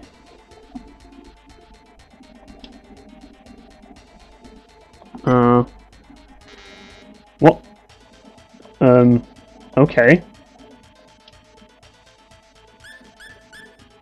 So the guide's lied, apparently. What you're supposed to do is do R and then T. Yeah, guide's trying to play a trick on us. Because the guide says press T first. Yeah, we get it. Cheaters never prosper, but, you know, I don't want to waste everybody's time, and that was the worst guide ever. Well, actually, no, there's been some pretty bad ones, but that one was not brilliant. Earth? Come on, you can figure it out. Yep, exactly.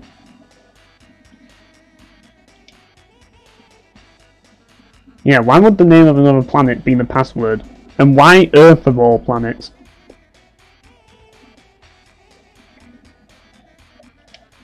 Yeah, let's just go inside. Let's get this shit done.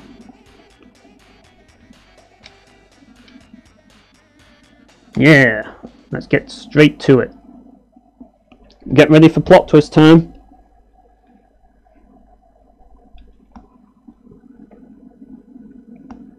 Don't worry, this one's not too ridiculous, but it's actually quite interesting. Take a look at that world map. Take a look at that map for a second. If you pay attention, you can clearly see that it's a map of the Earth. But there's something kind of odd about it. See if you can point it out. If you can point it out, you win a point. If you can't point it out, then you don't win a point.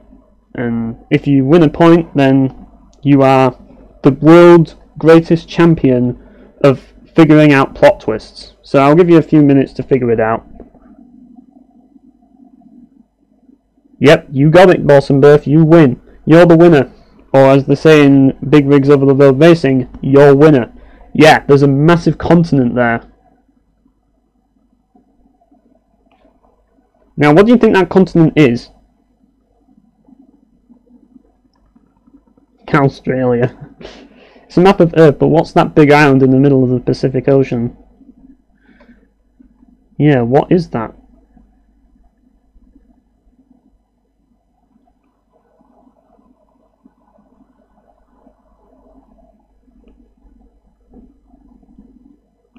Yeah, this is the big twist. The Moo continent.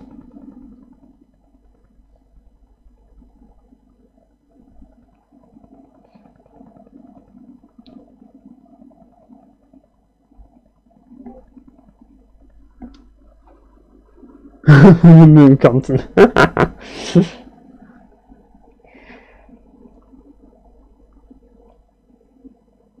But yeah. Basically, there's a continent on Earth that isn't there anymore. Why is that?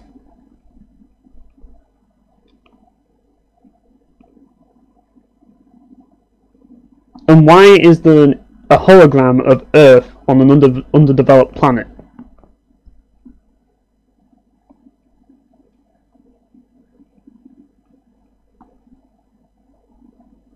Creates gateways between two different worlds. We combine our technological knowledge with the heraldry we receive from the runes. So, who is this guy, and why is he in here? And why does he have a cabbage on his head?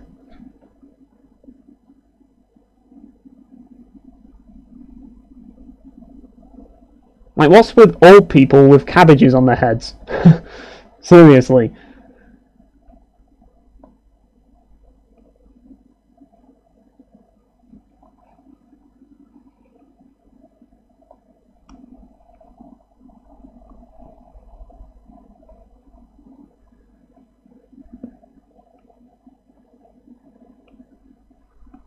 Interesting.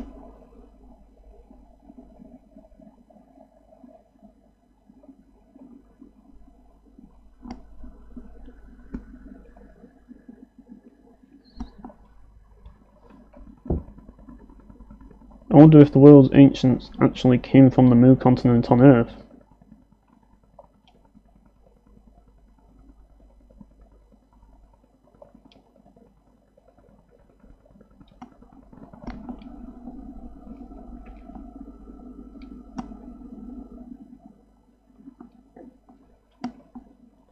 Do you get the plot twist?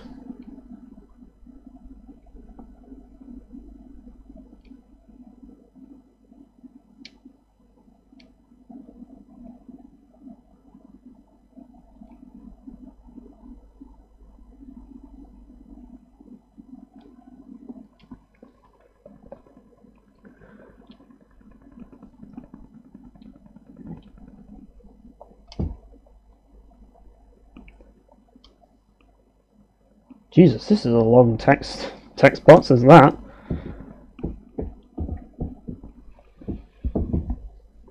Maybe they're from the F-Zero universe. That might be why they got there.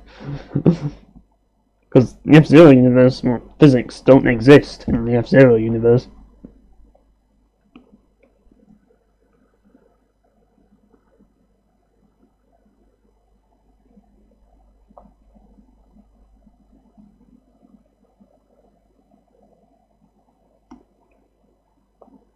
So yeah, basically, what they're insinuating is that everyone on Rogue is from planet Earth. That's basically the plot twist.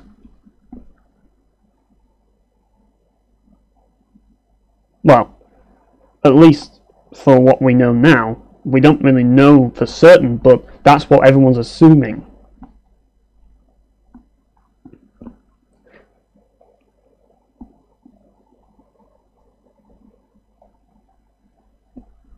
But you can kind of get the gist. So basically, the entire planet of Rogue is actually planet Earth, but there was a disaster that happened.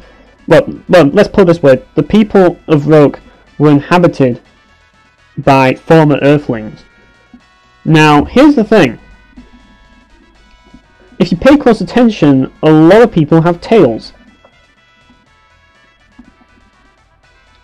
And, yeah. That's why I don't understand. So, when people came from planet Earth, did they suddenly start fucking kittens? If so, then why? Like, did bestiality become a thing or something? Uh-oh.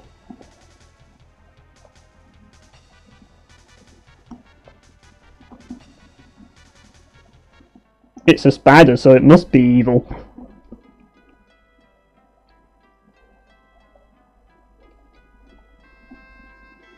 It's dangerous to be in the snow.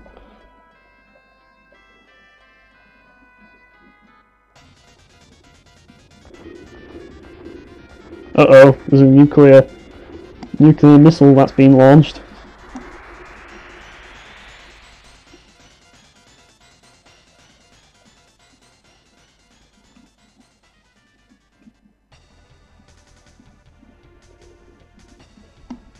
North Korea really couldn't help themselves, could they? They just had to do it. They just had to press that button, and now we're all fucked.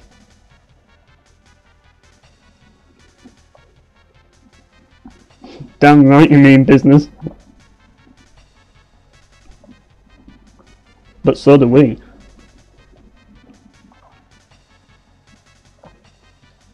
Surrender. Have you seen Tarek? He can one-shot you. He can one-shot anything with his attacks.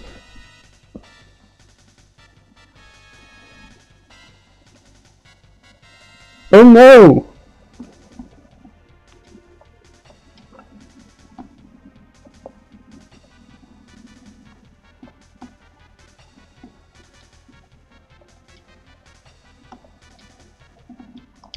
So, we have our mission.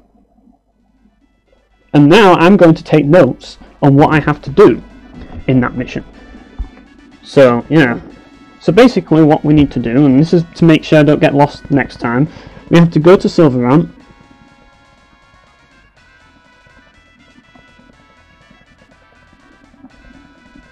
And then we have to go to the Isle.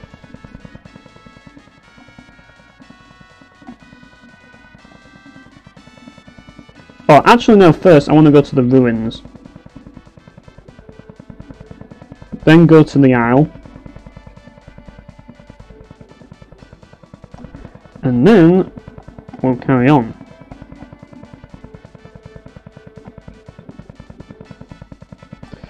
So yeah, that's kind of what we need to do next. It's all straightforward from here on out. Thank God! So yeah, now we're in Van. So I guess what I'll do is I'll make my way back to Silverant.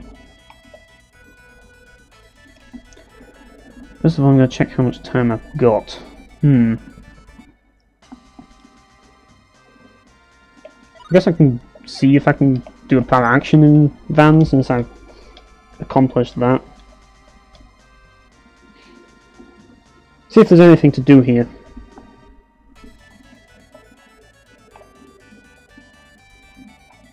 Right, I know that CS was in the weapon shop.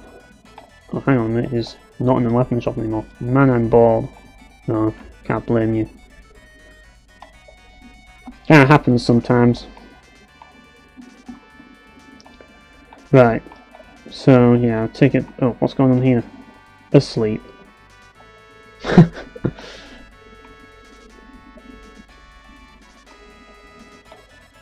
Yeah, right. Item shop, this might be handy. The shoe store! I forgot that there was a shoe store. Right. So, we've made quite a bit of money, but we'll need that for the triangle. Oh well, there wasn't really much to do there. So, yeah, I'm gonna go to the Demon World soon. But first, I want to go to where Silverant is. Might be able to do the Silverant Ruins. I'm gonna see if I can. Hopefully I can get that done in time. If not, I'll probably end up like save stating and calling it. But we'll see. I think I might be able to get some of it in. Because at least we're getting through the game now, you know what I mean? But I still have to go back through all this. Yeah. And I don't think Vanna has a port, so I can't just sail there. Besides, we don't actually want to go to Silverland. What we want to do is want to go to the Silverland Ruins, which is the bonus dungeon, and there's some pretty cool shit there. So yeah, I definitely want to go in there and get all that cool shit. Plus, I want to know if there's actually a certain item somewhere that I need. Because I know there's an item that you need to get Roddick's ultimate weapon, and I'm trying to figure out what it is.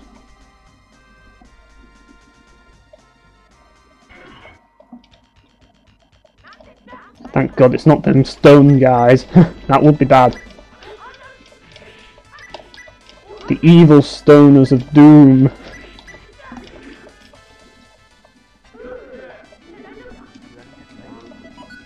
But yeah, I'm actually glad that I'm getting back into it and not actually fucking up. Because I think I've made some progress this time, and I'm actually glad that I'm actually streaming it and I'm actually getting through it now. You know, I think this is getting a bit more enjoyable for me now again. Back to the normality, back to the actual making progress, back to the whole, you know, just having casual chat with people. But I just wasn't enjoying the last stream at all. Which kind of pissed me off, and yeah. I wasn't very happy with it, and yeah. It pissed me off a bit, not gonna lie. Kind of put me on a downer.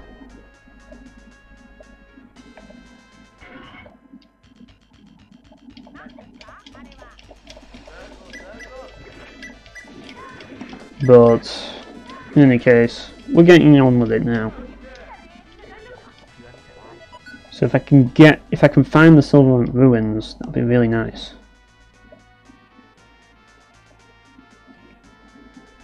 God, there's this massive plain of snow here.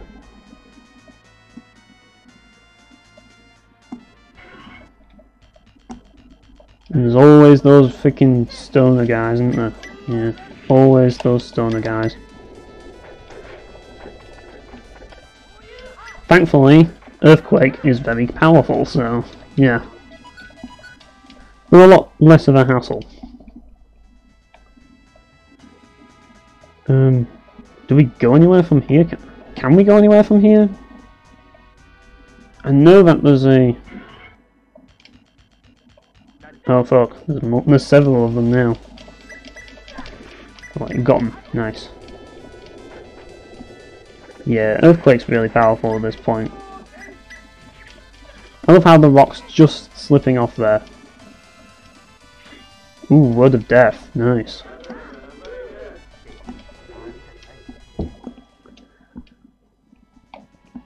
Right, so... I guess that's the town that just got nuked. I'm guessing it is. Oh, yes it is. I love how I said that with, like, no emotion whatsoever. Like, whatever, the town just got blown up. Doesn't matter to me. Not my problem. No wonder it was so confusing. I was like, what is this? This plain of snow? I'm like, what the hell is it? But, yeah. We don't exactly want to go to Silverland, though. That's not where we want to head here.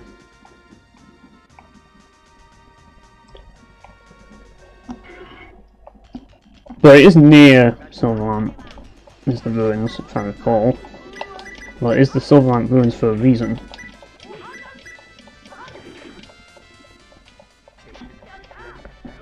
But yeah, we're making some progress now. If you think about it, we've come quite a long way. I mean, it's been a long journey has this game so far, hasn't it? A long, arduous journey because of me getting lost, but we're getting there, and that's what matters, you know what I mean?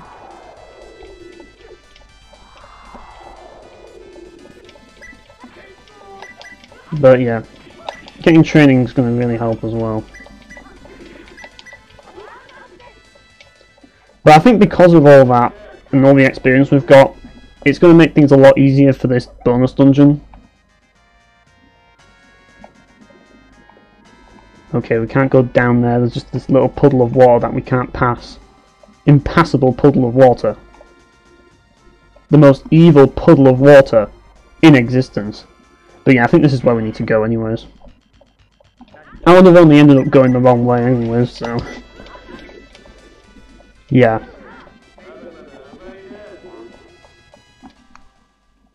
Yeah, I really like this icy area. I don't know, I just do. Nice and snowy. East Cape. Right. What's in the Cape? I'm going west. Don't know why, but I am. Nice. One-shot kill. Now, if only I had some equipment that protected me from stun. It'd be nice. Yeah, there's nothing down there. I just, like, after that abandoned mine, I'm like, well, maybe there is. You never know. You've got to try things like that, you know. Sometimes you need to try different things. Like, walking into walls and seeing if you get things by walking into them. That's what game testers do, so, you know, it's not completely stupid. It's just stupid because I'm doing it.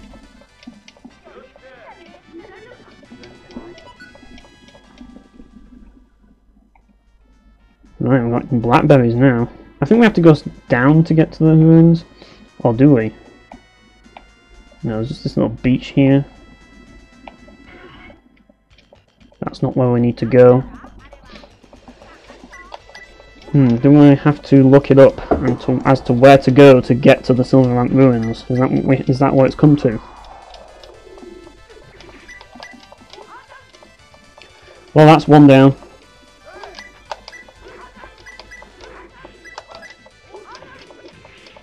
There we go. Sorted.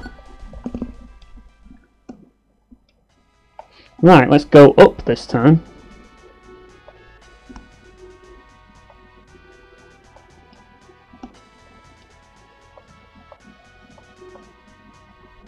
What?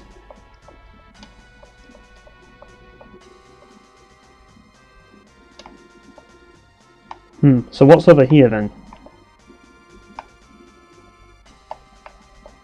This is confusing now. There's an ancient city apparently now. Don't know what that ancient city is, but I honestly don't. I don't think there's any... I don't think you can actually go into that city ever in the game. I honestly don't think you can. Which is kind of weird, but okay. Maybe we can get to the ruins regardless. That's what matters, really.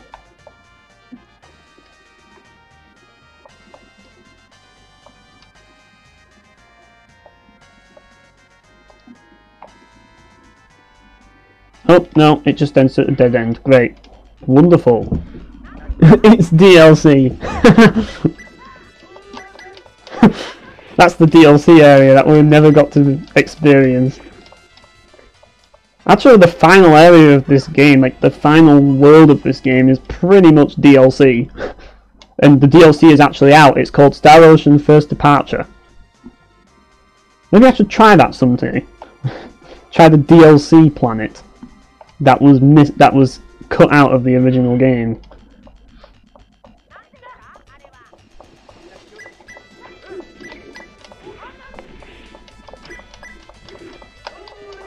Because, like, people complain, as I say, that Star Ocean 5 only had one world.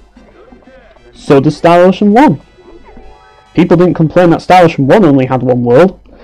But the moment that Star Ocean 5 does it, it's like, oh, hell no. We can't have that.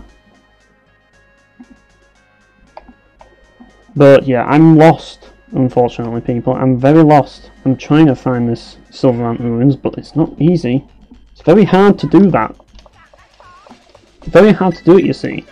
Like, usually it wouldn't be this difficult, but it is. Oh god, there's tons of them now. Fortunately, earthquake triggered. Do I have to use a guide to find out where this place is? Is that what it comes down to? I bet it is. That's what it's going to be, isn't it? Guide time. Right. So, time to backtrack, because I went the wrong way, as per usual. More stoner blobs. Best kind of blobs out there. Maybe I'll only end up finding the ruins. You never know. That might be the entire video, finding the Silverant Ruins, instead of actually getting there and actually getting into the freaking place. I swear the encounter rate in this game is pretty insane. It really is. Oh, CS is a stoner. Well, we all knew that, but he really is stoned now. Right, where is that thing that we... Liquor bottle, there we go.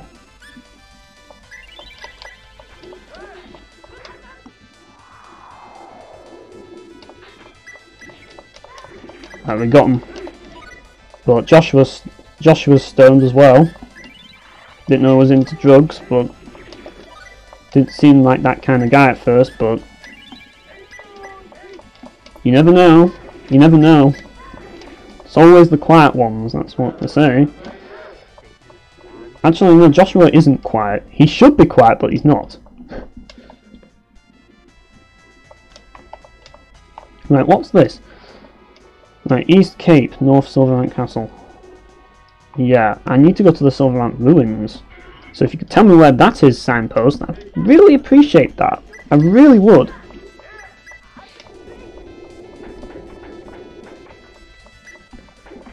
There's a lot of locations in this game that you'd think that they'd have some use, like the Cape at the end. You'd think that there'd be some purpose to that area, but there isn't. So in a way, this game kind of feels a bit unfinished. Like, I have a feeling that there was supposed to be originally more to it. Like what you said, Bossenberg, there's DLC in Star Ocean 1. Lots of it. Like, there's a lot of DLC that this game never got. And really needed to have. But yeah, I'm going to go to Silverant first, I guess.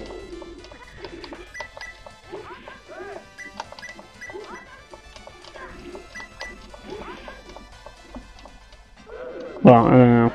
I'm at the steps of Silverant, so I'm going to look up a guide to find out where this fucking place is. So that's exactly what I'm going to do. Right, let's have a look. See what the guide has to say. Right. I've gotten through that area now, so I don't have to look at this. So I have to go backwards, because the game assumed that I did it before all that. Warning! This dungeon contains many useless rooms with no treasures. Brilliant!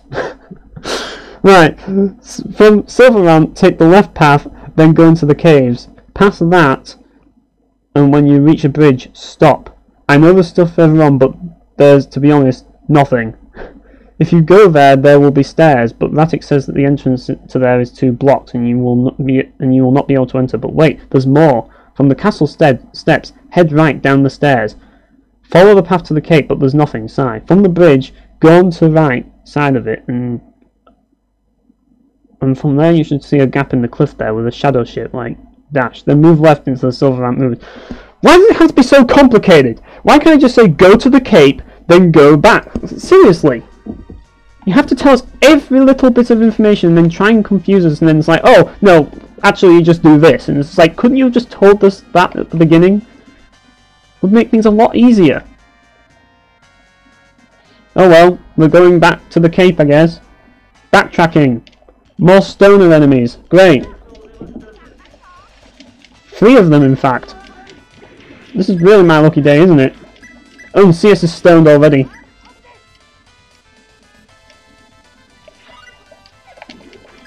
Don't you dare stone me. Oh, fuck. CS is still stoned. He's not going to like me now. I'm not going to be in CS's good books.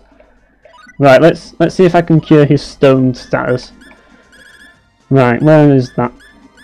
Where is it? It's harder to find in here, but I need to find the what's it called? Liquor ball. There it is. It was the first thing I saw as well. This a horribly smelly medicine. What does that even do? I don't even know. Anyway, see you later, Borsenberth. I'm going to... I think I might just reach the Silverant Ruins and then call it a day. Might be what I do, but I don't know. Right, there we go. But I don't know, I might do a bit of the Silverant Ruins, but... I might cut it out in between and stuff, so yeah.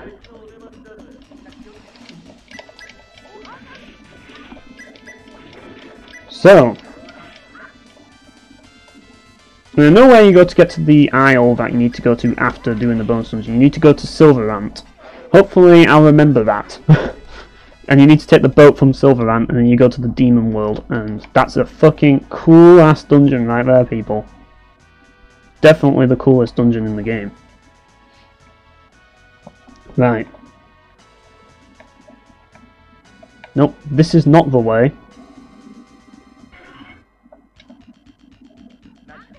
Mary, and Skilla. Okay. In the Star Ocean universe, all demons are spiders. And the rest are named Mary. Apparently. Right. What's in here? Nothing. Right. So, hang on a minute, what's this?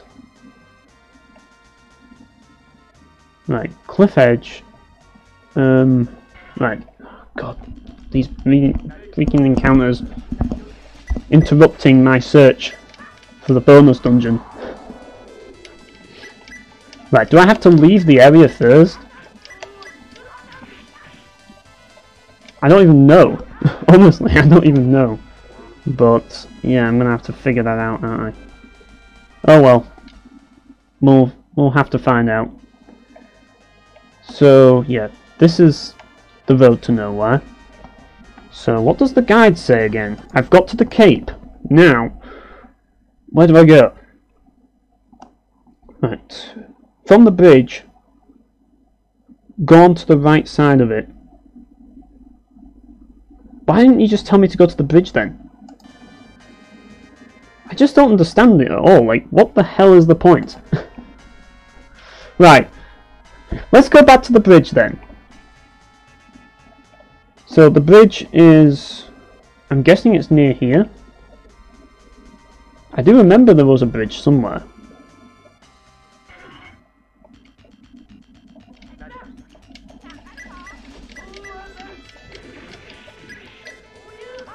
Right. Dragon roll would be really handy here. Ooh! Instant death. Nice. Not gonna say no to that, am I?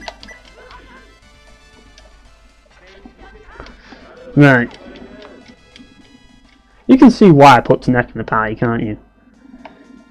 He's just too damn good. Right, that's not the cliff it's talking about. I have an image in my mind as to how this is supposed to be done, but unfortunately it's not supposed to be done that way. I wish things were that simple, so that just you get an image in your mind and then you know exactly what you need to do, but unfortunately that's just not the way things work for me. I have to use guides and stuff because I'm just too much of a pleb to figure out puzzles. I like to keep my games puzzle free these days. Right. So, I take it the bridge is here. Nope. Is it here? Because I remember there was a bridge. I also remember that that bridge was miles away. So why it told me to go to the cape when there's nothing there, I have no idea. I thought there was a secret bridge there, but no. Right, let's go and find out whether or not. Here's the bridge. Right, bridge is here. Now that we're at the bridge, where do we go? So right, from the bridge, go to the right side of it. And from there you should see a gap in the cliff there with a shadow shape like a dash. Then move left and into Silverlamp Ruins. Okay, that's not complicated. Or as Rita would say, that's not vague enough for me. Could you please be less specific? The good news is, we get to listen to my favourite dungeon theme again. Yeah, I'm going to listen to this one a bit. Might be a bit of... I don't know, you might be able to hear it through the mic, but oh well. I like this song, so yeah. We're going to listen to it. I'm afraid. Well, this dungeon is a pretty nice one. I like this bonus dungeon.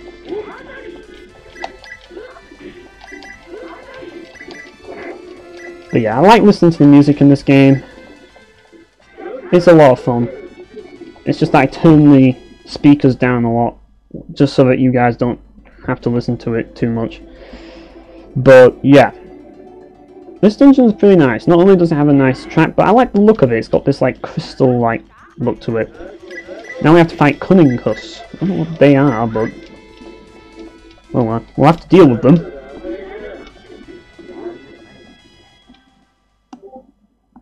Right, it's time for me to make up for all my fuck-ups earlier. Let's make sure there's nothing down here first. That's an empty room. Well, we were warned of empty rooms, weren't we?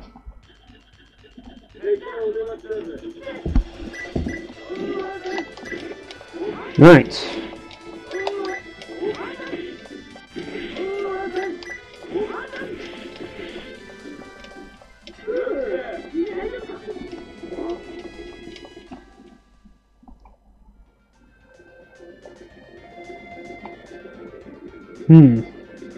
There's nothing there. Don't know what that area is all about, but...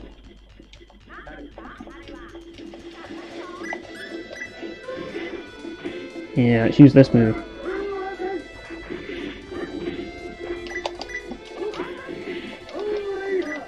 Yeah. I was going to use Dragon Roar, oh well. Yeah, it's nice to be able to hear the music more clearer. It is. Yeah, I like the design of this place, all the crystals around, and yeah, it's a really nice place. Ooh, we got question mark guard. That's a job for CS, is that? Oh, items, item creation, let's see what this is. Is it a good item? Can you identify this item? Apparently not, but you can identify this herb apparently. But you can't identify the item. Come on CS, you can do this. Ooh, we've figured it out. Mithril mesh, nice. Right, is that a really good piece of armor? Yes, it is. You can have that, CS. Yeah, I'm not going to bother with the item one. Yeah, you can forget that. But, yeah. Yeah, this is probably one of the more interesting bonus dungeons in the game, because there's actually some story involved. But it's all completely optional. However, if you want... like, let's put it this way. If you want to keep a certain character in your party, you don't want to finish this dungeon. Because there's going to be a character that's going to leave the party if you go through this dungeon. So, I don't always encourage that you go through this place unless you want... like, unless you don't care about that character. Let's put it that way. Now in the PSP version it really doesn't matter, but in this version it really does. You will lose a character permanently by going through here. Right, I'll go back this way another time. I just want to go the other way just to get the treasures. Right, Dragon Howl time. I killed him before I could kill him. Oh well. We're getting there, people. We're getting there. We just need to just going through this little bonus dungeon, that's all. Another room that looks exactly the same as the previous room? Really? That's not confusing at all.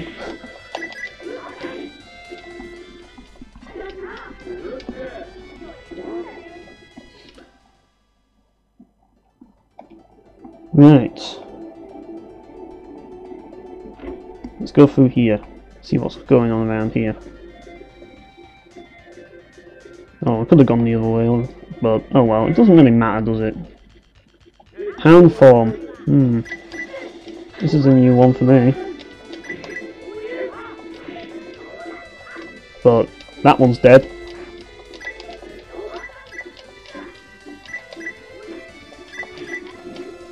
But we got them. The experience is not the best, but you can go through here earlier if you wanted to. But I wanted to get through the Purgatorium first, just to make sure I'd be able to get through it and survive. There's a save point here though.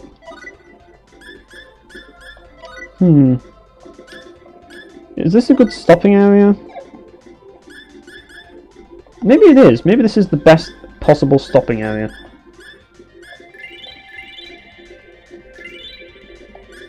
Yeah, I think this is a good time to stop, because this place, I do want to go around it a bit. So, yeah. Just gonna save again now I've healed. Right. So yeah, hope you guys have all enjoyed yourselves. Just gonna save state here. I like to save twice just in case. Don't want what happened to Bow Phoenix to happen to me. I mean, that would be terrible. But yeah. Anyways, thanks guys for coming out, and I'll see you next time.